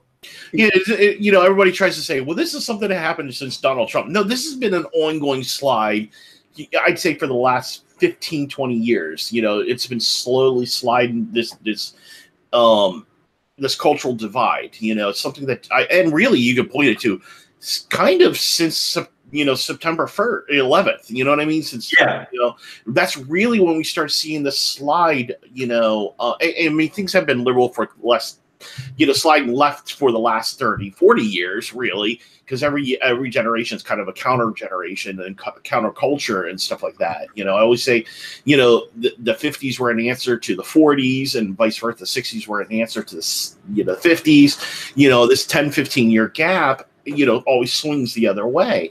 But really, I mean, we have swung so far left, I think, in the last 15 to 20 years, it's really hard to kind of swing back to the right, because I say this country hates being either which way, too far left, too far right. It hates it.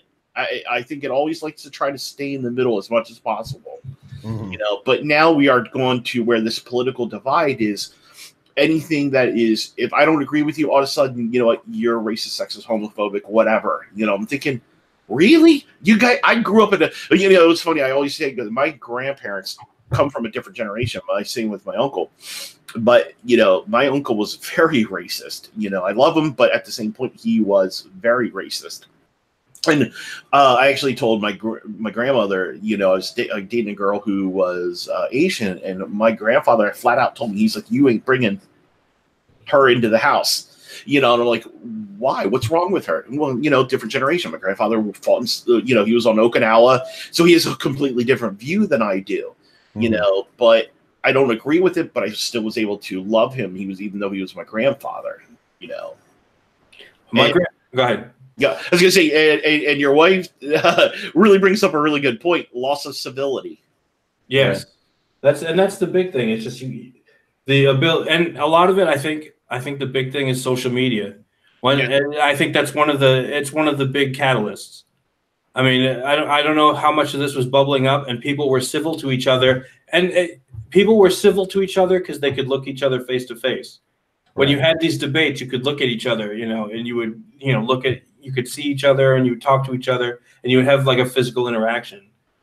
And now with social media, I mean, there's good and bad of it, and the bad part, the good part about being, you know, kind of anonymous is obviously people can't dox me. Or they could, but it's a lot harder.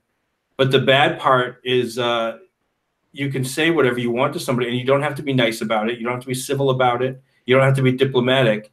Mm-hmm. You can disagree with them, and instead of arguing an actual point on their ideology, you can just say, "Oh, well, you know, obviously you hate black people or whatever it is. Yeah. You're a bigot, obviously." And that's how they end the argument, and then they don't have to interact with you anymore. There's stuff that's being said and done, you know, in this tornado that we're in the middle of right now, where it's like I don't know how it's going to all resolve itself, because there's stuff that's being done where it's like you can't walk that back. Like the last time, you know, I had, you know, an exchange with those, you know, the friends that we lost, you know, after everything was on the table, I was like, you know what, guys, like, I don't care what it is. Like, you could say that you were doing something that I 100% philosophically disagreed with on every level, and my reaction would be like, okay, best of luck with that. Like, you want to go get some pie? Like, and you can't extend that same courtesy to me. And I just feel like that's what's happening on a national level.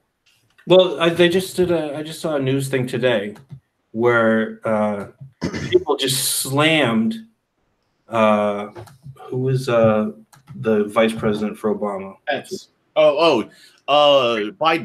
They Yeah, just Biden. they slammed Biden and they made him retract a statement. This horrible thing that he said. You know what he said? He said Mike Pence is a decent guy. Oh, wow. That was literally the extent of what he said. Mike Pence is a decent guy, and they were up in arms. You take that back. You cannot say that kind of thing. Oh my God, that makes you as bad as them. Right. I was like, oh my God.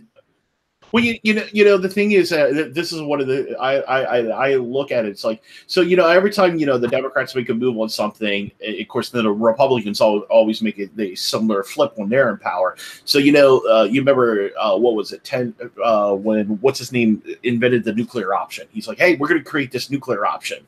Mm-hmm. Well, actions always have consequences. So they made this nuclear option. So, okay, so they went with it. They got it and stuff like that. When the came turn for the Republicans to do it, they did it. They got all up in arms. And so I'm like, well, wait a second. You just did the same thing less than 2 years ago. So now here we are. Everybody's all orange man is bad. And I don't agree with everything with Donald Trump. My biggest issue with him is, yes, sometimes he needs to shut his mouth and, when to be, you know what I mean? I think, gums fly fast a little too much with him, or in his case, fingers fly a little too fast for him. Sometimes I think he should shut up, but at the same point, it is good to see somebody unfiltered.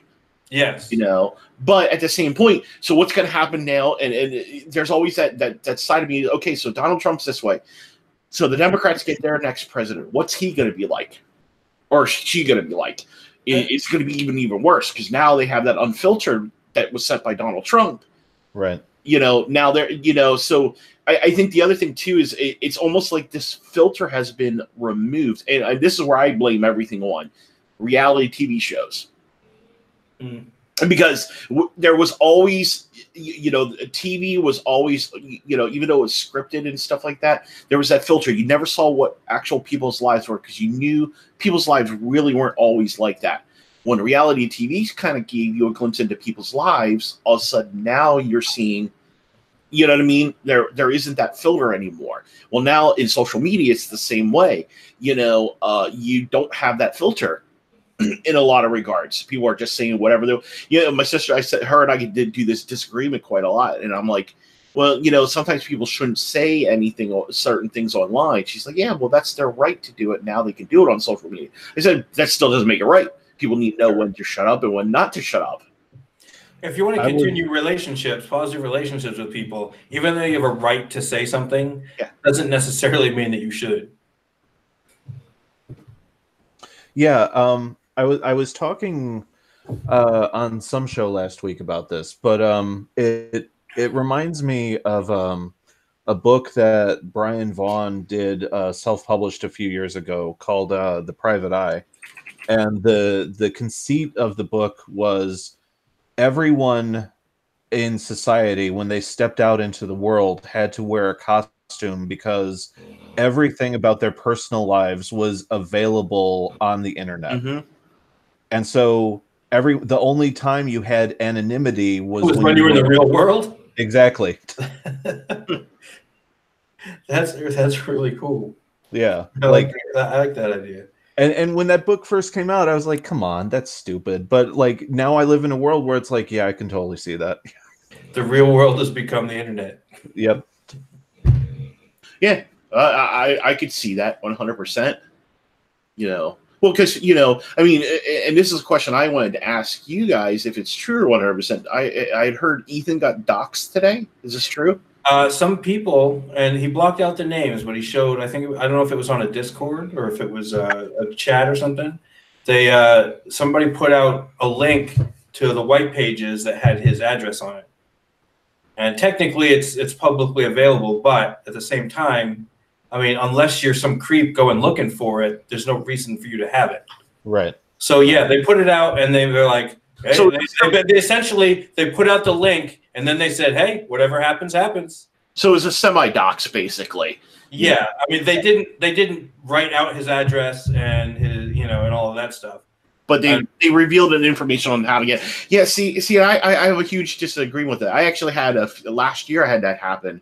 One of my friends was having a Twitter battle with this creep who was basically stalking her, And one of my issues I have with Gab was, they like to post your real name. Mhm. And I'm like, yeah. So she was taking screenshots of my real name and sharing this person who was stalking my friend. She had lost her Twitter and had moved over to Gab. Well, my information is being shared. I'm like, hey, you need to get that. That's revealing my real name. Even though now I don't really care It's anymore. right here in front of me. Yeah, I don't care anymore because that's one of the reasons why I don't say I'm Sporkman Studios anymore. I say I'm Chuck from Sporkman Studios because my name's already out there. So it's like, well, why be anonymous? You know what I mean? Yeah, Right. Anonymous because it's already out there. So yeah. So, and again, they didn't actually put, but to go out of your way to point to it, and to me, that it's what's behind it. Yeah. It's the whole idea that, well, nobody's going out looking for. I'm not going out looking for where SJW Spider-Man lives just so I can say, oh, hey, this is public information. This guy in, I guess Ethan thinks he lives in Canada. So this guy in blah blah blah street, in Ontario. That I mean, it's public information. What you do with it is up to you. I just showed you where it was. Publicly. There's something so disingenuous about it. And it's the passive threat attached to it of whatever happens. Like it's the not my responsibility. Right. It's the doxing version of Homer being like, I'm just going to go like this. And if you don't want to get eaten pie, you know what I mean? Exactly. It is a crazy, crazy, crazy, crazy world we live in now. I mean, just the stuff that I mean, once again, I'm showing my age. I'm probably sure you guys both agree here. Back in the 90s and stuff like in the 80s and 90s, we would have never thought this stuff would happen.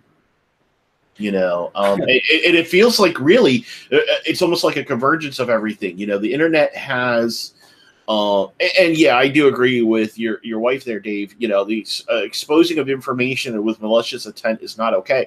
No matter what your view of Ethan is, or your view of SJW Spider-Man or Renfamous or whatever, doxing, just like swatting, it's not okay. I don't agree with it 100%, no matter who it is. I may not like Bendis, but I don't want to know where Bendis lives. I don't think anyone should know where he is. But that's, once again, like you said earlier, it's the view of how we look at things differently versus how they look at things. Yeah, just so everybody knows, I just did a check update. You got 15 backers and $665. Yeah, I saw that just now, actually. Yeah, I'm amazed. Thank you, everyone. This has been a great first day for the campaign.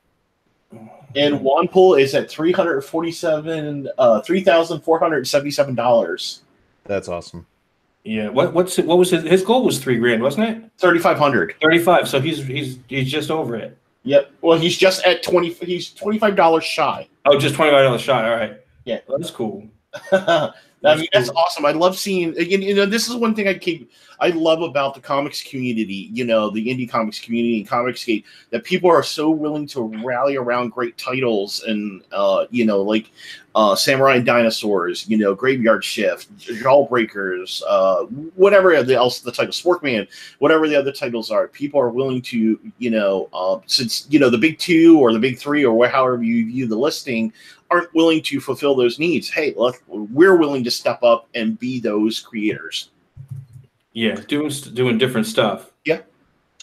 I mean, tying it back to the conversation we were having earlier, like, I mean, it might just be a sad reality that the comics industry is heading into becoming a boutique industry, and there's something that is kind of sad about that, but at the same time, like, this whole scene that's bubbling up right now reminds me of what I saw happening in comics in the late 80s and early 90s with the independent scene. Like, what I'm waiting for is for the book that's going to be like the next Bone or the next Strangers in Paradise or something where you see it and it's like it affects so many people on such a profound level that you can't just ignore it and say, oh, well, that's just a Comicsgate book. Like, the public at large has to acknowledge that no, there's merit to this self-publishing movement. Mm-hmm. You know, there's a lot of great titles done into self-publishing that don't get recognized at all. Totally. You know, there's a lot of good stuff that I've seen, you know, on Kickstarter and IndieGoGo, you know, over the last year to 2 years. And, you know, I've been really big into pushing on Comic Central, you know, that I'm really loving these people creating stuff, you know. I think the big two glossing over these people and basically just ignoring that industry is a shame. I think pretty soon the big two are going to be IndieGoGo and Kickstarter. You know what? I've felt that way for the last year. I think what's going to happen is you're going to, if you want that book of Superman, that's what you're going to be doing. I mean, it's already starting at the bottom and working its way up. You have companies like IDW crowdfunding anthologies 2 or 3 times a year. Yep. Well, you've already got Disney's already published, or Marvel's already published a Spider-Man book under IDW. Right, and a bunch of Star Wars titles too. Yep. Yeah, so it's I mean, it's eventually. I can totally see eventually. Disney, as much as woke as they are, seemingly, I think ultimately there's the bottom line, and I think if they look and see this thing's leaking money, they can just say, "Oh, you know what? We already own the word Marvel. We can just slap it on any book we want by any publisher." Right. So they can say Marvel presents Spider-Man by IDW. Exactly. Yep. Right. It comes back to what John Malin has said. It's an IP mill. That's basically what they're going to become. You know, they did it with their own titles. I don't know if you guys remember, probably back in 2005, they farmed out all their, Donald Duck and, Mickey Mouse books to Boom Studios. Yeah. I remember.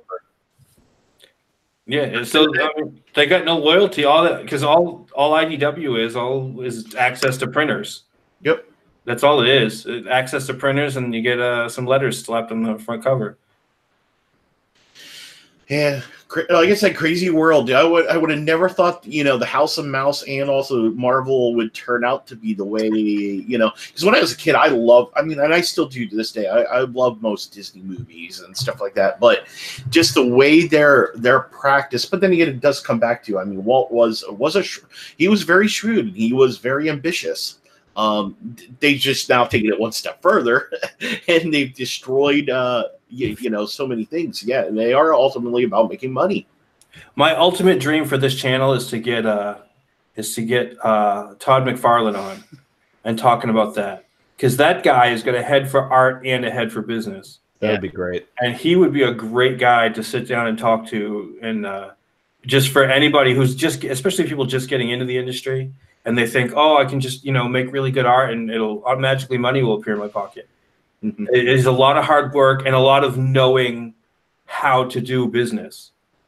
And I think a lot of people forget about that. Yeah. You want to hear a really funny story about Todd McFarlane? Sure. So we were, I think it was about 2009. We had the first 2 issues of Sporkman out. So we were at Baltimore Comic-Con.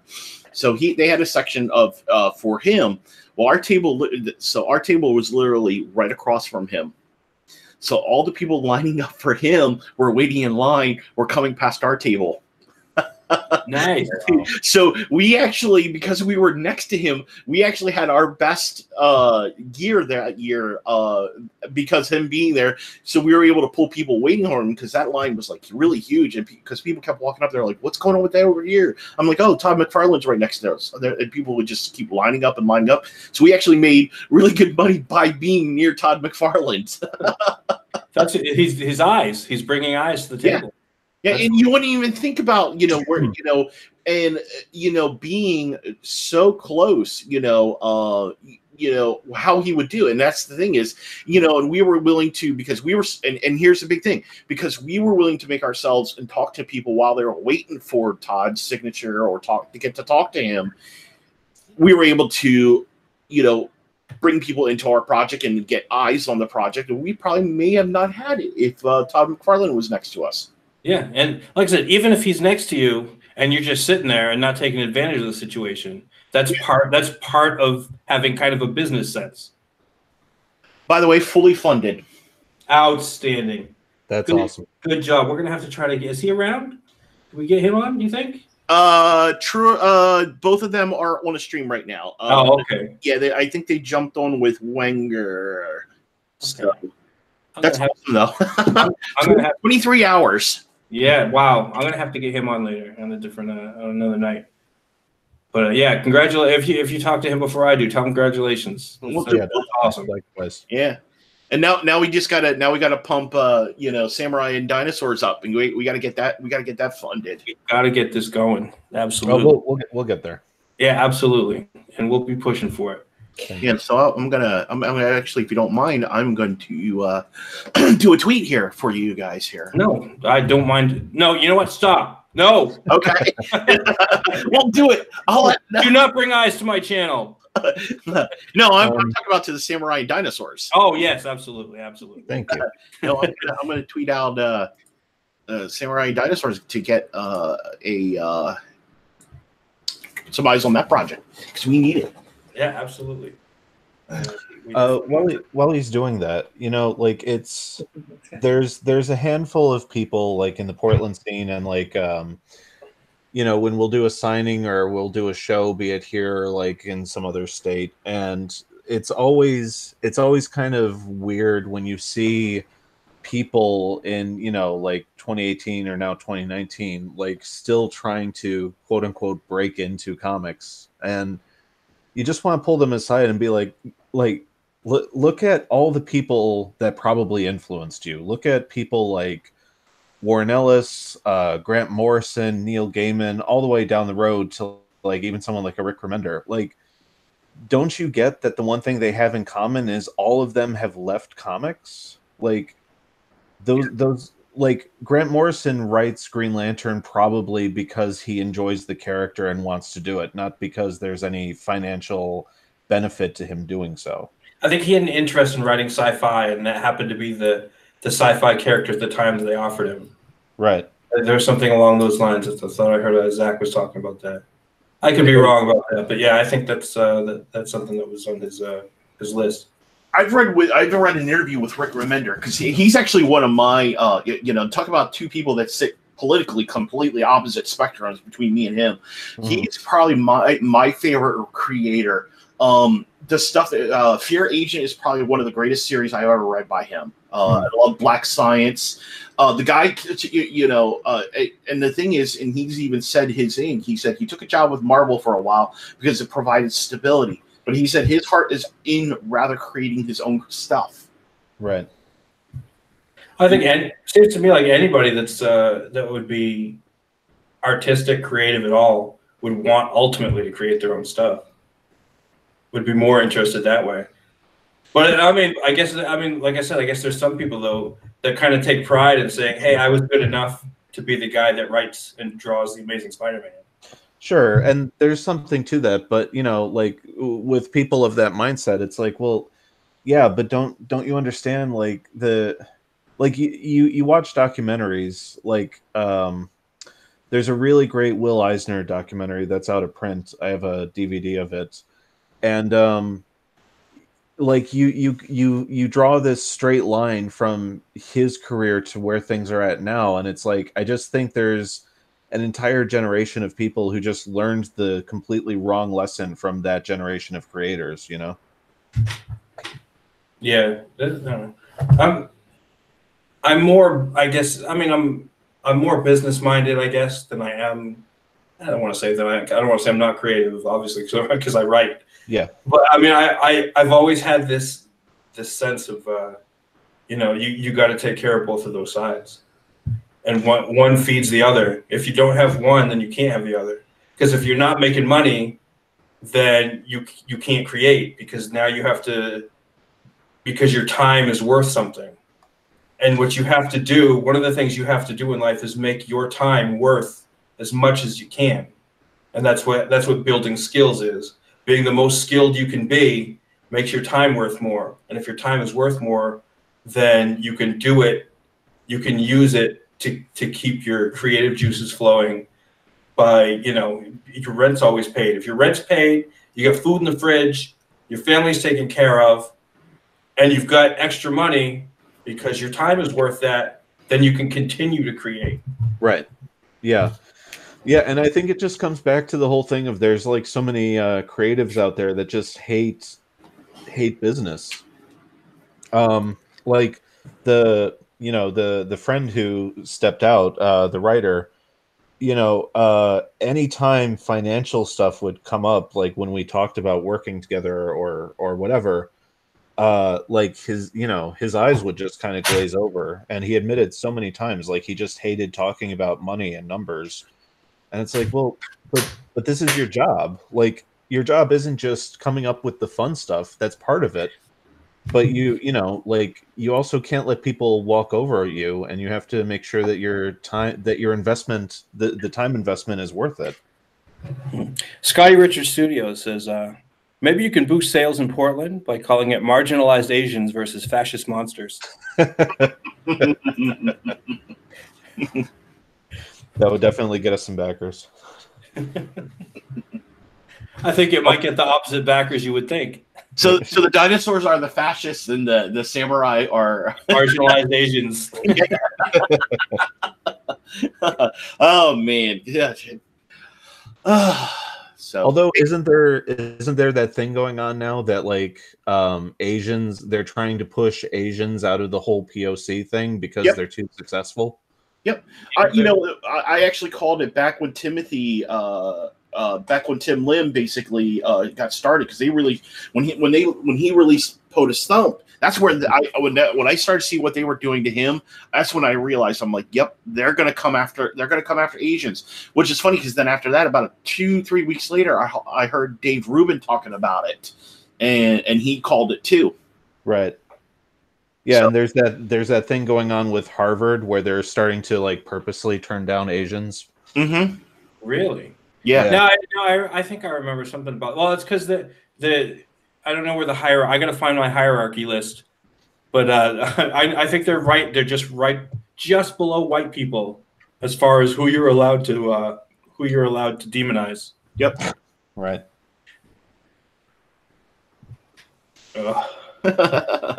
Hey, I reached out to Troy and Josh to see if maybe either one of those guys are available. So, all right, that's cool. Yeah, they're both invited. So anybody? Yep. Anybody? And I did send that tweet out here. So hopefully, we can get eyes on your project here, and get some more, because like I said, it looks like to be a fun project. I'm definitely down with that. Awesome.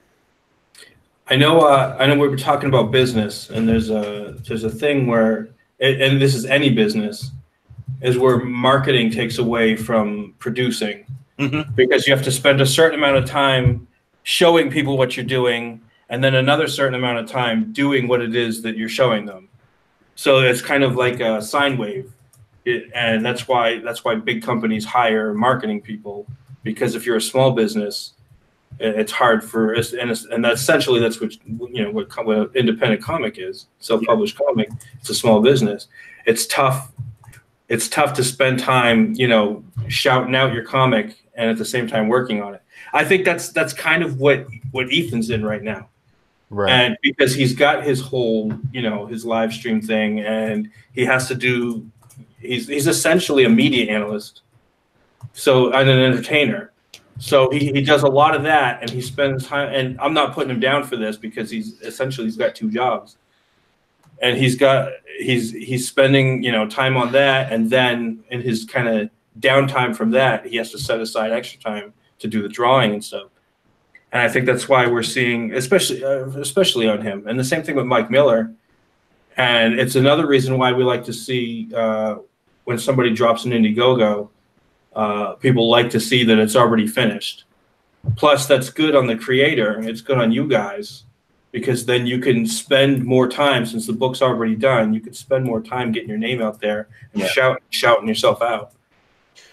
Yeah, exactly. Like whenever I see someone go after Ethan for the whole Cyber Frog thing, it's like, you can't look at the amount of work that he's doing on a daily basis and A, be surprised, or B, be upset at the fact that there's a delay on the book. And it's not like the book isn't going to happen. Like, it's, at my understanding, understanding is it's close to done at this point. Yeah, I put out a tweet the other day because they were talking. I went to the IndieGoGo. You know, it's already done, but I just went to see kind of the description, and it said 48 pages, and I put out like a little joke thing. I'm like, look, it says 48 pages. And it looks to me like it's more than 48 pages. More Comicsgate lies. And then he put out, he's like, yeah, it's already more than 48 pages. Oh man, it's so funny. It's yeah. I mean, and here's the thing: is I just think people were just I don't know. It's because they were doing the same thing, to all the other titles. This is all lies and stuff like that. I look at to me as now I look at, now we got Jawbreakers, we are getting, other ones in, some of the smaller creators were able to get them in, like Cody from Jack Irons, I got that one. Yeah. Ferryman. I would even consider Rags, and then Punchline. The smaller guys were able to get stuff out quicker. I think now that we're seeing Jawbreakers come in, people are seeing Graveyard Shift come out. I just got my Lone Star copy. That's lies. He hasn't put that out yet because I haven't seen it in my mailbox. Well, and you know what though? Here's the thing, and I want to shout out to Mike Miller. I did not, because I actually had canceled. I was going through some financial issues, and I had canceled my original order with him, and I still ended up getting it. You got my copies. What happened? I actually. So what I'm doing is I got a gentleman, Ninja, your neighborhood friendly Ninja. He lives near me. He wanted to really back the project, but couldn't because he's just in a really financial problem. So I'm going to, give it to him. That's awesome. Yeah. But I got to give thanks to Mike. I expect it. I appreciate it. If he wants it back, I'd be willing to send it back to him. But I know he said he's not taking it back. So, but anyhow, now that we're starting to see these comics come in, no matter what you feel about them, people are being fulfilled. They're getting done. It may not be done right away. People have to have patience. That's the whole thing. But I love that we're finally starting to see stuff through. Heck, we just released. Sporkman goes to Sporkman conventions. That that title's up for pre-order with Wicked. We're going to be releasing the black and white versions of Sporkman Goes to Japan while we work on the colorized trade. So these titles, and then we got there's something real like Joni Turnage, and Lone Wolf is coming soon, and all these other titles that are coming through that are Indian things. I'm like excited. We're in a really good position on indie comics. But is Sporkman going to fight dinosaurs? We do fight a kaiju. All right, I guess that's close enough. Well, Scorpion does go to Japan, so he has to fight the kaiju and giant robots. That's just the way it is. Right. So, but it's great to see these things. And then we got, with getting, we're finally going to get a print copy of Wanpool. We're going to hopefully we can get Samurai and Dinosaurs funded. I think we're at seeing more and more of these titles coming out. It's just amazing. And I love this community on what they're doing. People are willing to take chances and say, you know what, I'm going to do my dream. My dream is to make a comic. I'm going to write it. Doesn't matter if it's an ash can or if it's a 48-page comic. It's being done. Yeah, exactly. What you getting your stuff out there, even the slightest little thing published. Like I'm hoping to get this. Well, I'm going to get this ash can things printed. We've got a couple of small things. I got if anybody looks on my Twitter, you'll see in my pinned tweet, there's a little 4-page story that I did with Canales. And I'm hoping at some point to get that, find an anthology that'll take that. I think the weakest point is probably the lettering because I did it. But I'm hoping that's something I can get done. But yeah, that's any little in to get in there and start making a name for myself. Definitely. He's another one, like looking, reading Iron Sights and like seeing what he's doing with that upcoming Abductables book. He's grown so much as an artist, and I'm definitely in the future thinking of a project that I could approach him with. He is a good guy too. He's a really cool guy to work with. Have you looked at his comics, Decimators by? Yes, it is hilarious. Yeah. So he's also a Wicked that because he publishes that through Wicked. Mm-hmm. So yeah, definitely Canales. I love Canales. He's a great guy, and I agree with you 100%. His art is growing tremendously. And actually, I was talking to him, and it was because he was finishing up on Ironside, so they're getting ready to put it out, and he was looking and seeing that the work that was going into Jawbreakers, and he told me straight up, he's like, man, I really got to step up my game now. He's like, this is what I'm up against essentially myself. Hey, Tank, Heavy T Tank just threw a shout out for TV Mike. Sweet. Nice. Tank's pretty cool. Yeah, and so yeah, he just did a nice good tweet here. So yeah, so we got a lot of good, like I said, a lot of good projects. But coming back to actually, I was going to answer the one question from your wife there, Dave. I can neither confirm nor deny that there might be crossovers with Sporkman, Wanpool, Regina, and Jack Irons, and more down the road. Rumor has it, and I don't know if it's rumor or if I thought they might have just straight up said it, that Troy's going to get Regina when she's done her story arc. Yes, from what I understand, that may be the case.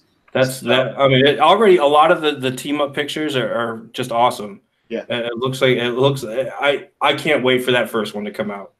Yeah, I mean, I'm already getting Rags from the show. I love Rags. I think it's a great book. And I have to, in all honesty, I give Timothy Lim and Brian Ball both credit. Both of these guys lit a fire under my butt. We had after we did Japan, we kind of fell into my best friend. Life kind of happened. Our other partner kind of moved to Philadelphia, kind of backed away from doing Sporkman. So I'm sitting there, just trying to keep things alive. And we kept talking about these ideas for comics. So when I got involved with Comicsgate and the comics Twitter and stuff like that, I found Rags. And then I found, Timothy Lim, with My Hero Macadamia and POTUS Thump. And then, of course, Rodrigo Yabanas with, Red Ninja Momiji. And I was like, oh my God, there's these kick-ass titles coming out. And I kept telling my best friend, I'm like, look, and my partner Eric, I'm like, look, we need to relaunch Sporkman. I think that everybody would love it. And, he's like, nah, I don't know. We have these ideas, but I don't know if they'd work. And I'll tell you what, those guys really just kept me burning, and they keep me burning today. So I think, and having people down there, in the trenches, seeing guys like TV Mike, Richard, and seeing this creativity coming out really makes me feel good that, we have got a great scene going on here. It doesn't matter if Marvel and DC fall apart. I don't want them to, because I still love Superman, I still love Spider-Man, and I want those titles to succeed. But, if they're not willing to do it, we're going to step up. Yeah. That's the plan. Yeah, when since you said you were going to launch here in March because everybody else kind of launched at the same time, do you have plans for when you're going to launch the next book? Yeah, we're actually going to go the last day of March, or the last weekend of March 29th. Okay. We're going to launch. Speaking of, so we actually got we saw. I don't know if you saw. We introduced our first variant cover, done by Killbox. He is doing the one variant cover. The other variant cover we're getting is done by Brad Ashworth, I think it is.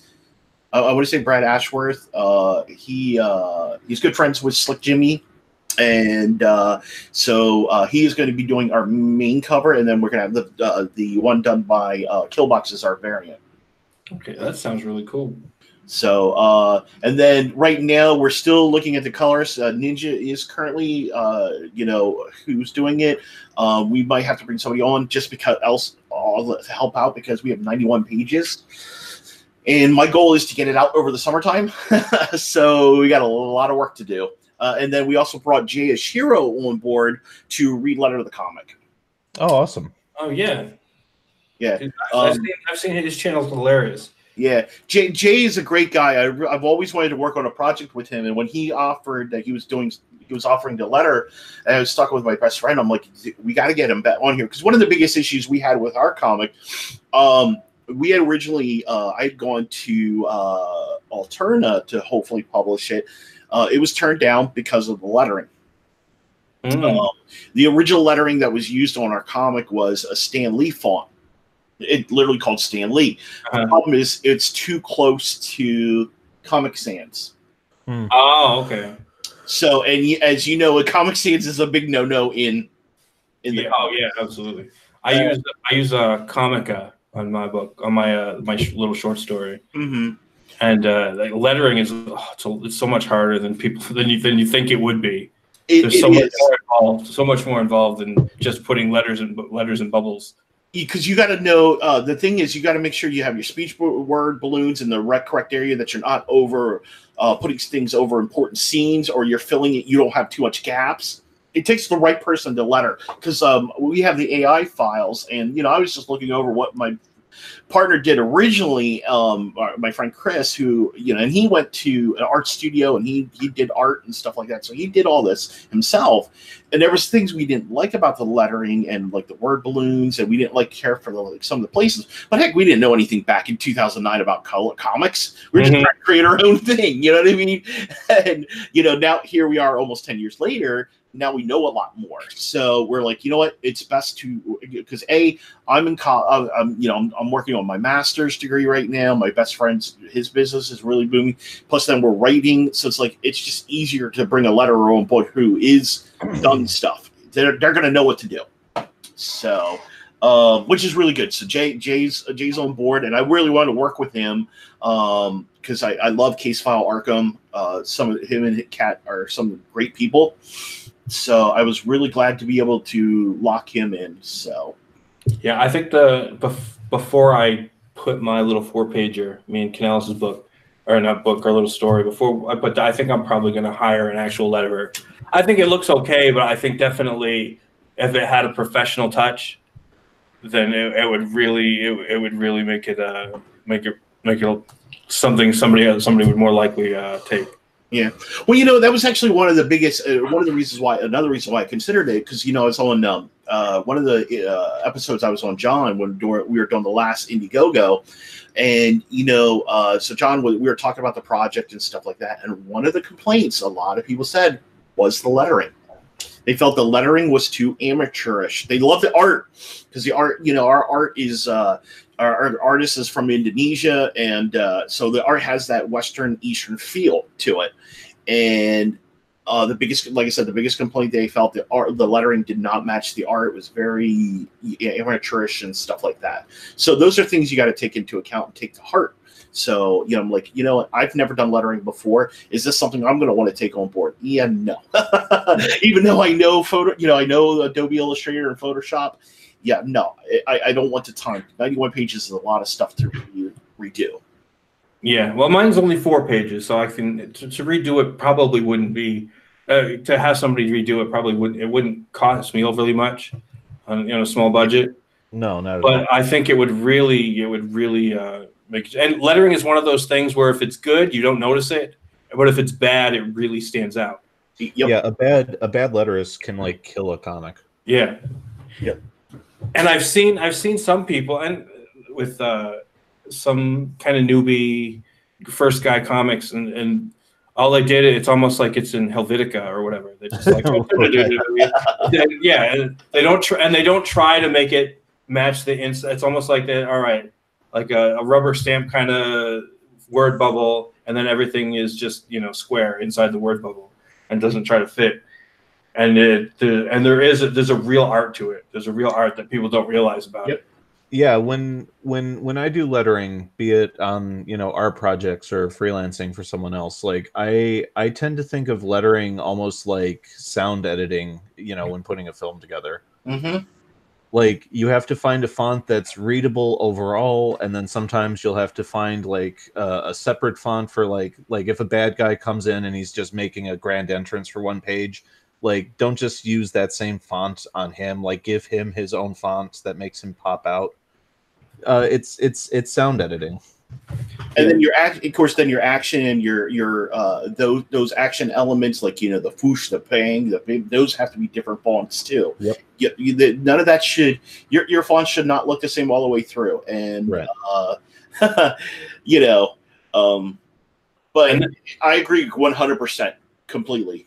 And one of the other artists I'm working with, Paul Dozier, we've been working on a couple of projects together.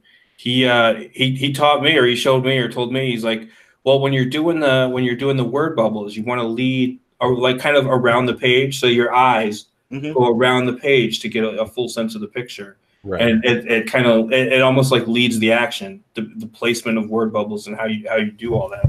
Yep. So there's so much involved that people just don't realize. And like I said, I was like sweating. I did 4 pages, and I think it came out decent. I don't think. I mean, obviously, it's not. It was my first time ever doing it, but I tried to make it look as close as possible. I don't think it looks bad, but I think probably it definitely could use a professional touch.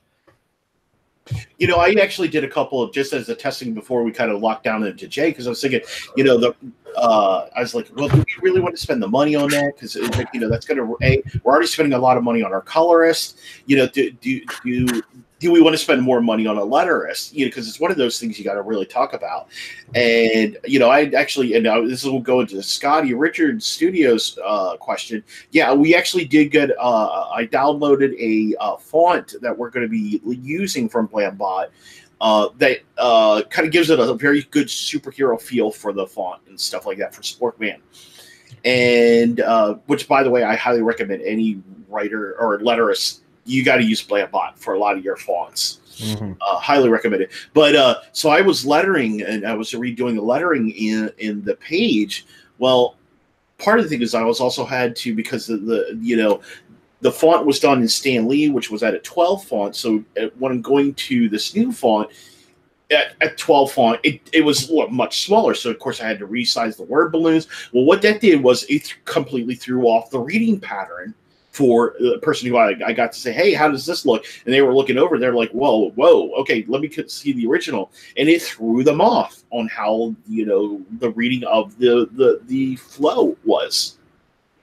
So, like you said, that's very important on making sure you have the flow correctly. On all, it's an art. It's an art 100%. Yeah, totally.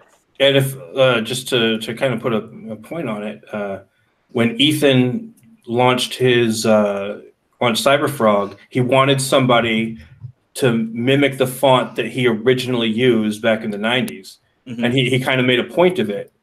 And I know Doug designed, I don't know if he designed it or if he had someone else specifically design a font for Bigfoot Bill. So like I said before, it's one of those things you may not notice if it's good, but if it's bad, it really stands out. And And now that I'm a little more aware of it, when I see, I'll notice a really good font. I'll be like, oh, that really kind of stands out, and that's really cool. And trust me, I've seen some great books that have had some really shitty fonts completely ruin. Taking me out of the story, because the fonting was just kind of like they used one of those really large fonts, and I'm like, why you got great art and yet you're ruining it by the fonts? It's like, you pay the extra money is what it amounts to. You want to put something that everybody's going to like. Pay the extra money, so because they're paying the money. Well, and I come back to what it is you're creating the product for yourself, but you want to get as much exposure as possible. So that's why I think you need to spend money to make money. So don't skimp on anything. Don't skimp on your artist. Don't skimp on your find an artist that you really like. If you like that style, stay with that artist, or somebody who can get close to that art style. Same thing with the colors. Try to keep, you got to spend money on your project, because here's down the road. Yeah, you might fund some money out of the pocket. I'll give you honest. I don't know where you sit here on Mike. I mean, from our initial print run and everything, we're still in debt from our initial print run. Right.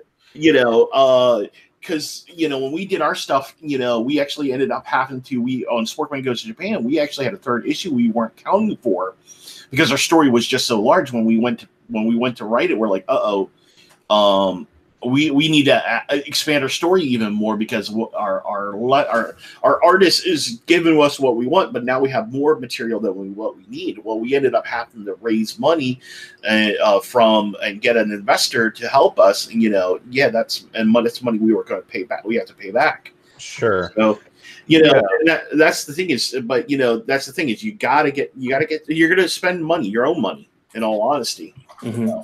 But don't skimp. Don't skimp. That's just my view.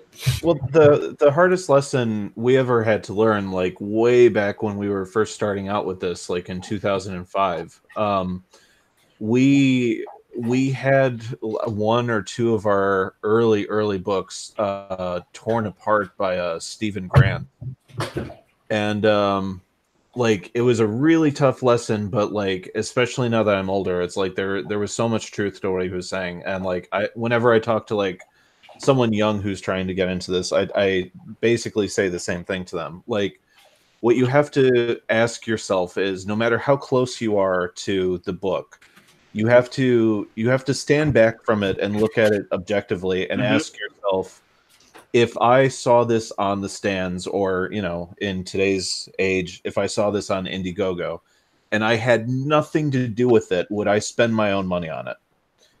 And if the answer is no, then don't ask someone else to. Yep, that's a hard pill to swallow, but it's something that's exactly right. Yeah. And that's something actually Eric and I, when we started writing Sporkman, because he comes from the side of he doesn't read superhero comics. I'm the one who reads the superhero comics, the manga, and stuff like that. I'm the one bigger into the comic scene. But he has his Transformers and stuff like that. But he's very good at storytelling, and he's always wanted to write comics. So the thing is, we kind of bring this best of both worlds, and that's one great thing. If you got a project that you stand behind, like Sporkman, when we originally thought this idea, we're like back in in '97 when we were originally coming up with the concept with the character, it sounds silly, but when we started doing the things to make the project feel realistic, having the costume done and all these different things, it became a project that I was willing to say, yeah, I would love to buy that. Because it's the story idea and the concept is so outrageous. I mean, who would have thought? I mean, Spider-Man's an outrageous idea. Kid who gets bitten by super radioactive, So who would buy that crap? What's that? Who would buy that crap? Yeah, exactly. Gets bitten by a spider, gets spider powers. Come on. Well, that's that whole thing that Eric Larson was doing with Cyberfrog or some book like a week or so ago. He was tearing into it on a conceptual level, and I don't know, I hate that stuff because it's such a dismissive argument that completely sidesteps the actual quality or merit of the art itself. Mm-hmm. Like it's just this thing of like, well, you could do that reductive thing with anyone. Like you could say, oh, there's this book called Batman. It's about a guy who dresses like a bat. That's stupid. Like that doesn't. You're not actually criticizing anything or addressing what the product is. It's just the concept you're just lambasting. But yeah, if you get into the whole if you read into the whole concept, of these superheroes, and you get into the nitty gritty, all of a sudden you realize, well, oh shit, there is something behind this character. Why his stories need to be told. Sure. Well, I made that comparison. I remember somebody saying that about. I couldn't remember if it was Cyberfrog or something else. Somebody made that comparison with what a stupid idea, Cyberfrog, whatever. And I was like, oh, what a stupid idea! Who's ever going to watch a show called SpongeBob SquarePants? Right. That would never catch on. But I mean, you can't do that. It's the quality of writing the actual project and drawing the project. It's the quality that you put into the project. It isn't necessarily the name. Mm-hmm. And you'll notice a lot of names are going real simple now.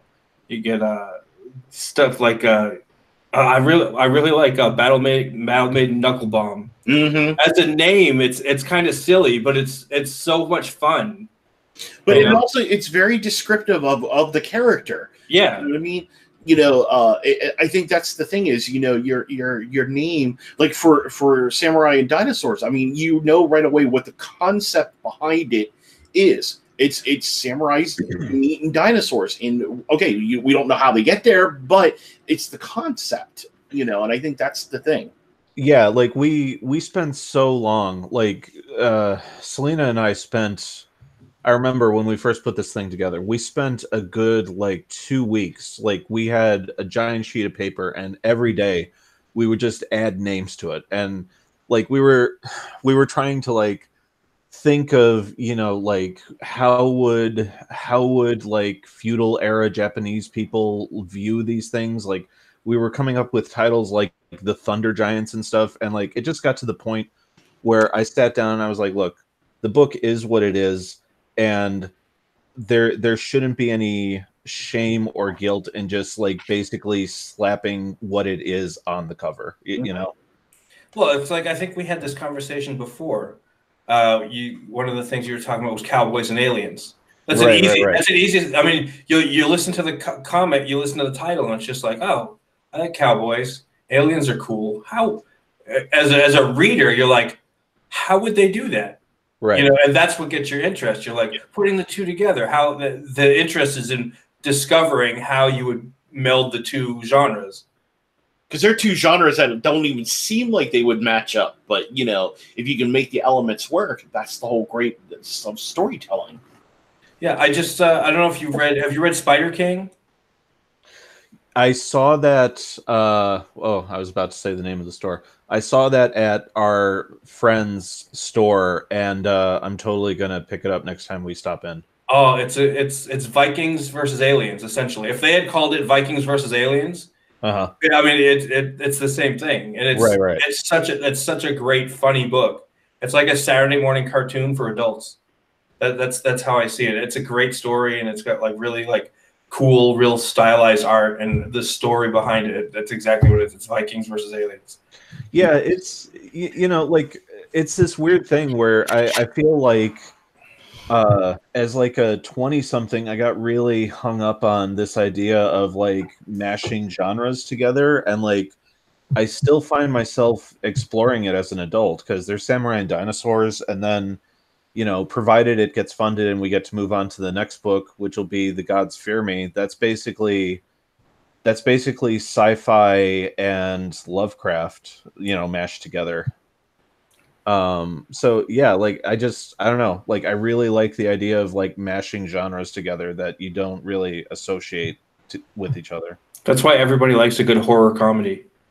Yes, exactly. Because it's one that you don't expect, blood to be funny. Well, and of course that's where the Japanese definitely kind of they've taken that element to the next level, with the humor and stuff like that, with some of their movies. I mean, but think about it: Evil Dead, Army of Darkness. Right. There's a reason why those are great cult films, because they themselves aren't taking themselves seriously. They're trying to have fun with the film. Yeah, they tweak expectation. Yeah. You look at the poster for Evil Dead, and it looks like, oh man, this is gonna be super scary. And then you got Bruce Campbell in it, right, doing pratfalls for 2 hours. Oh yeah, and he's hilarious. I love Bruce Campbell. Yeah. Evil Dead is like maybe in my top 10 films of all time. I saw Army of Darkness in theaters when it came out. It was one of my favorite movies. Me too. Like I worked my way backwards. Like I was in that age range where I was initially too young for Evil Dead. Mm-hmm. But by the time Army of Darkness came out, I was like, "Oh, I'm seeing that." And it was nice because that one kind of stood out on its own. You didn't really have to see the first two. You can get a general sense they on as a standalone. Right, and then like when you're younger and you do go back to the first two, it's almost like culture shock where you're like, "Wait, what is this?" But like as an adult, like I love those movies so much. Yeah. Well, hey guys, I'm gonna jump, if you don't mind. I'm gonna jump over here to Troy and stuff like that. They got their no, you're not allowed. So you guys can't have that. How much longer you guys are planning on going? Oh, I have no idea. All right. Well, thanks for the invite. I appreciate it here. Absolutely. Thanks for coming on. I appreciate it. It was good to talk to you, Charles. I'll once I get that backing here, I'll let you know here. I'd love to get you on my channel too sometime so we can get some more eyes on your project. Sounds great. Okay. Absolutely. Tell Troy I said hi and congratulations. All right, will do. Thanks, guys. All right. Thank care. you. Yep. Yeah. All right. So let's have another look. See how you're doing. Still at 15? I think we're still at 15. All right. Well, hopefully, I mean, you got a good support. There's a lot of people that like you out there, and you're a good guy. And, yeah, like just in these 2 hours, that was like $150 jump. That was great. Nice. That's awesome. Glad to have you on here. It's 15 minutes to midnight. Did you want to call? Did you want to pick up midnight your time for the two names? Yeah, I'll do it midnight my time. I'll give people on the West Coast a chance. Okay. So yeah,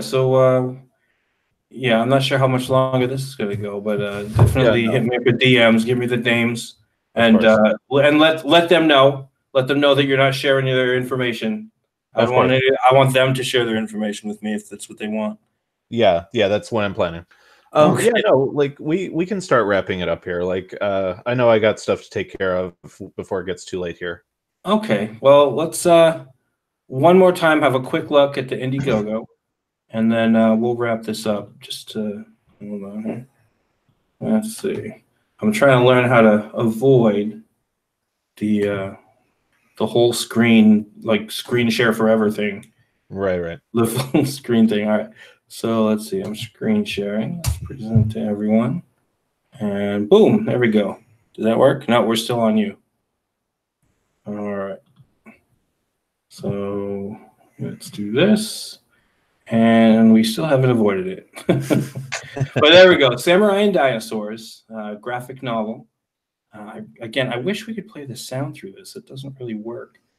But this video, let's play the video. Sure. And hold on a second.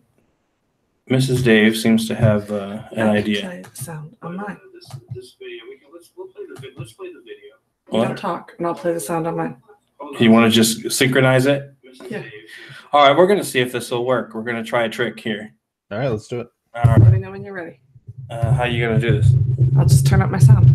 All right, so we'll see if this works here. On your mark, get set, go. Try a trick here. All right, let's do it. All right. Let me know when you're ready. How are you gonna do this? I'll just turn up my sound. All right, so we'll see if this works here. On your mark, get set, go.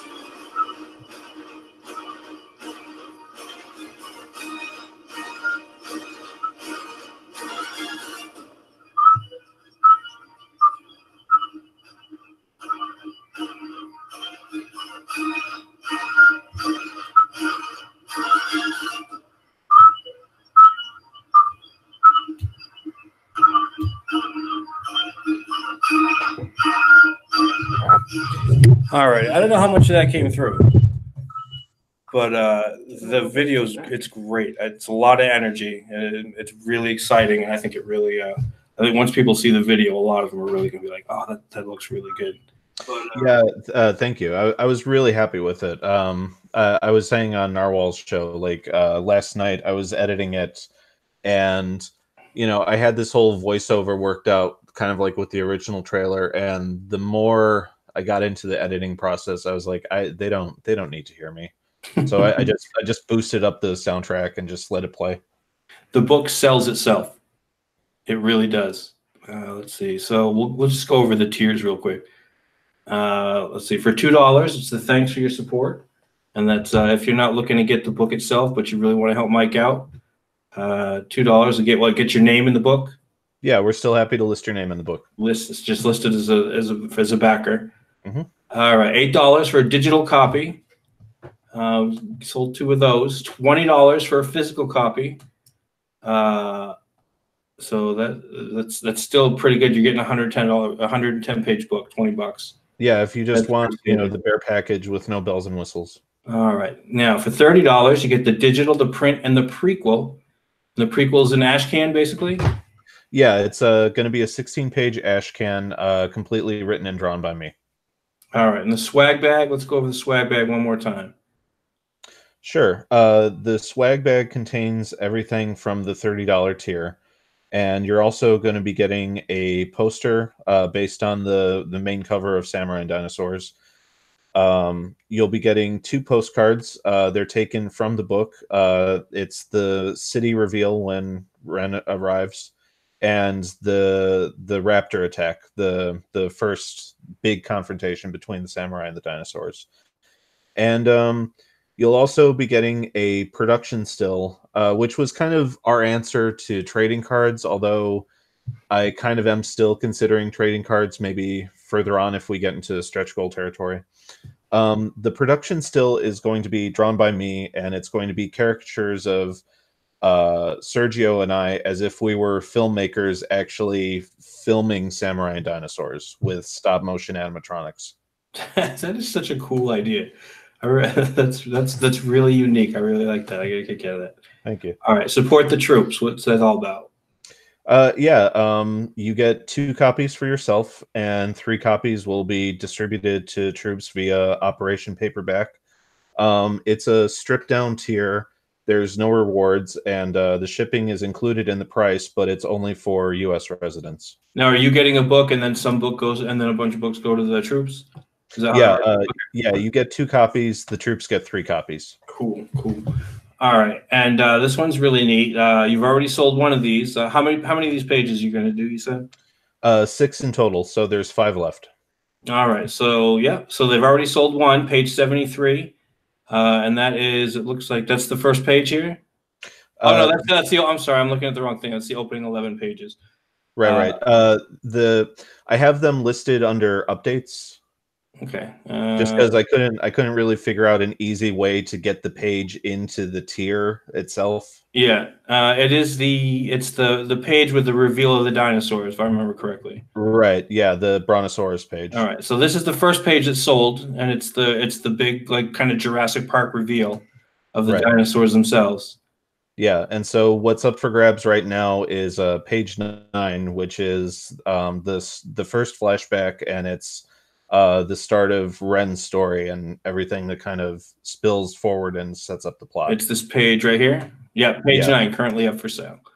Yeah. So this is the page you pay your $135 or I'm sorry, you pay your $160 and you're gonna get everything in the swag bag and then the page and the actual page of the book. Yeah, and the shipping on that tier is a little bit higher, but that's just because we're going to send the page to you by itself, and we're gonna make sure that there's padding and stuff to make sure it gets to you in one piece. All right, and all right, so that's and you said you had 6 of those you're gonna be doing? Yeah. All right. So that is Samurai and Dinosaurs. I love the art on there. And I don't suppose there's any chance of getting the artist on here sometime. I mean, he seems like a busy guy. Yeah, he's a busy guy, and like the logistics of him being in Spain make it a real pain. Yeah. But I mean, he knows that the invitation is out there, so if I can convince him, you'll be the first to know. I don't know if I'm following. Is he on Twitter? Yeah, I believe he is. Let me try to look him up. I think I'm following him. I'm not sure. After the last time we talked. Yeah, I'm finding him right now. If you haven't followed Mike, he's at Chibi_Mike, right? Yeah. Chibi_Mike on Twitter. And Sergio is at Sergio Calvet, all one word. Sergio what now? Calvet, Calvet. Okay, so at Sergio Calvet. All right. And thanks for coming on. And God, I want nothing but good stuff for this comic. I really want this in my hands. Thanks for having me. It was a pleasure as always. All right. Well, you're invited on almost any time. Whenever I'm on, whenever I'm doing one of these chats, we'll definitely give you a shout. Make sure you can push your book. Sure, we'll be in touch. All right. Everybody have a good night. Make sure you hit the like button, hit the subscribe button, hit the little bell notification. And then let's see. We'll be doing this weekend. We'll be doing another Family Weeb stream. Actually, I got my oldest son to watch. He didn't really care for Trigun, but we got him to watch Full Metal Alchemist. So we're actually on board with the same show to talk about. So stay tuned for that on Sunday afternoon.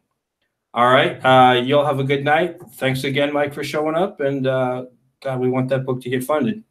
Thank you. Take care. You too. Bye-bye.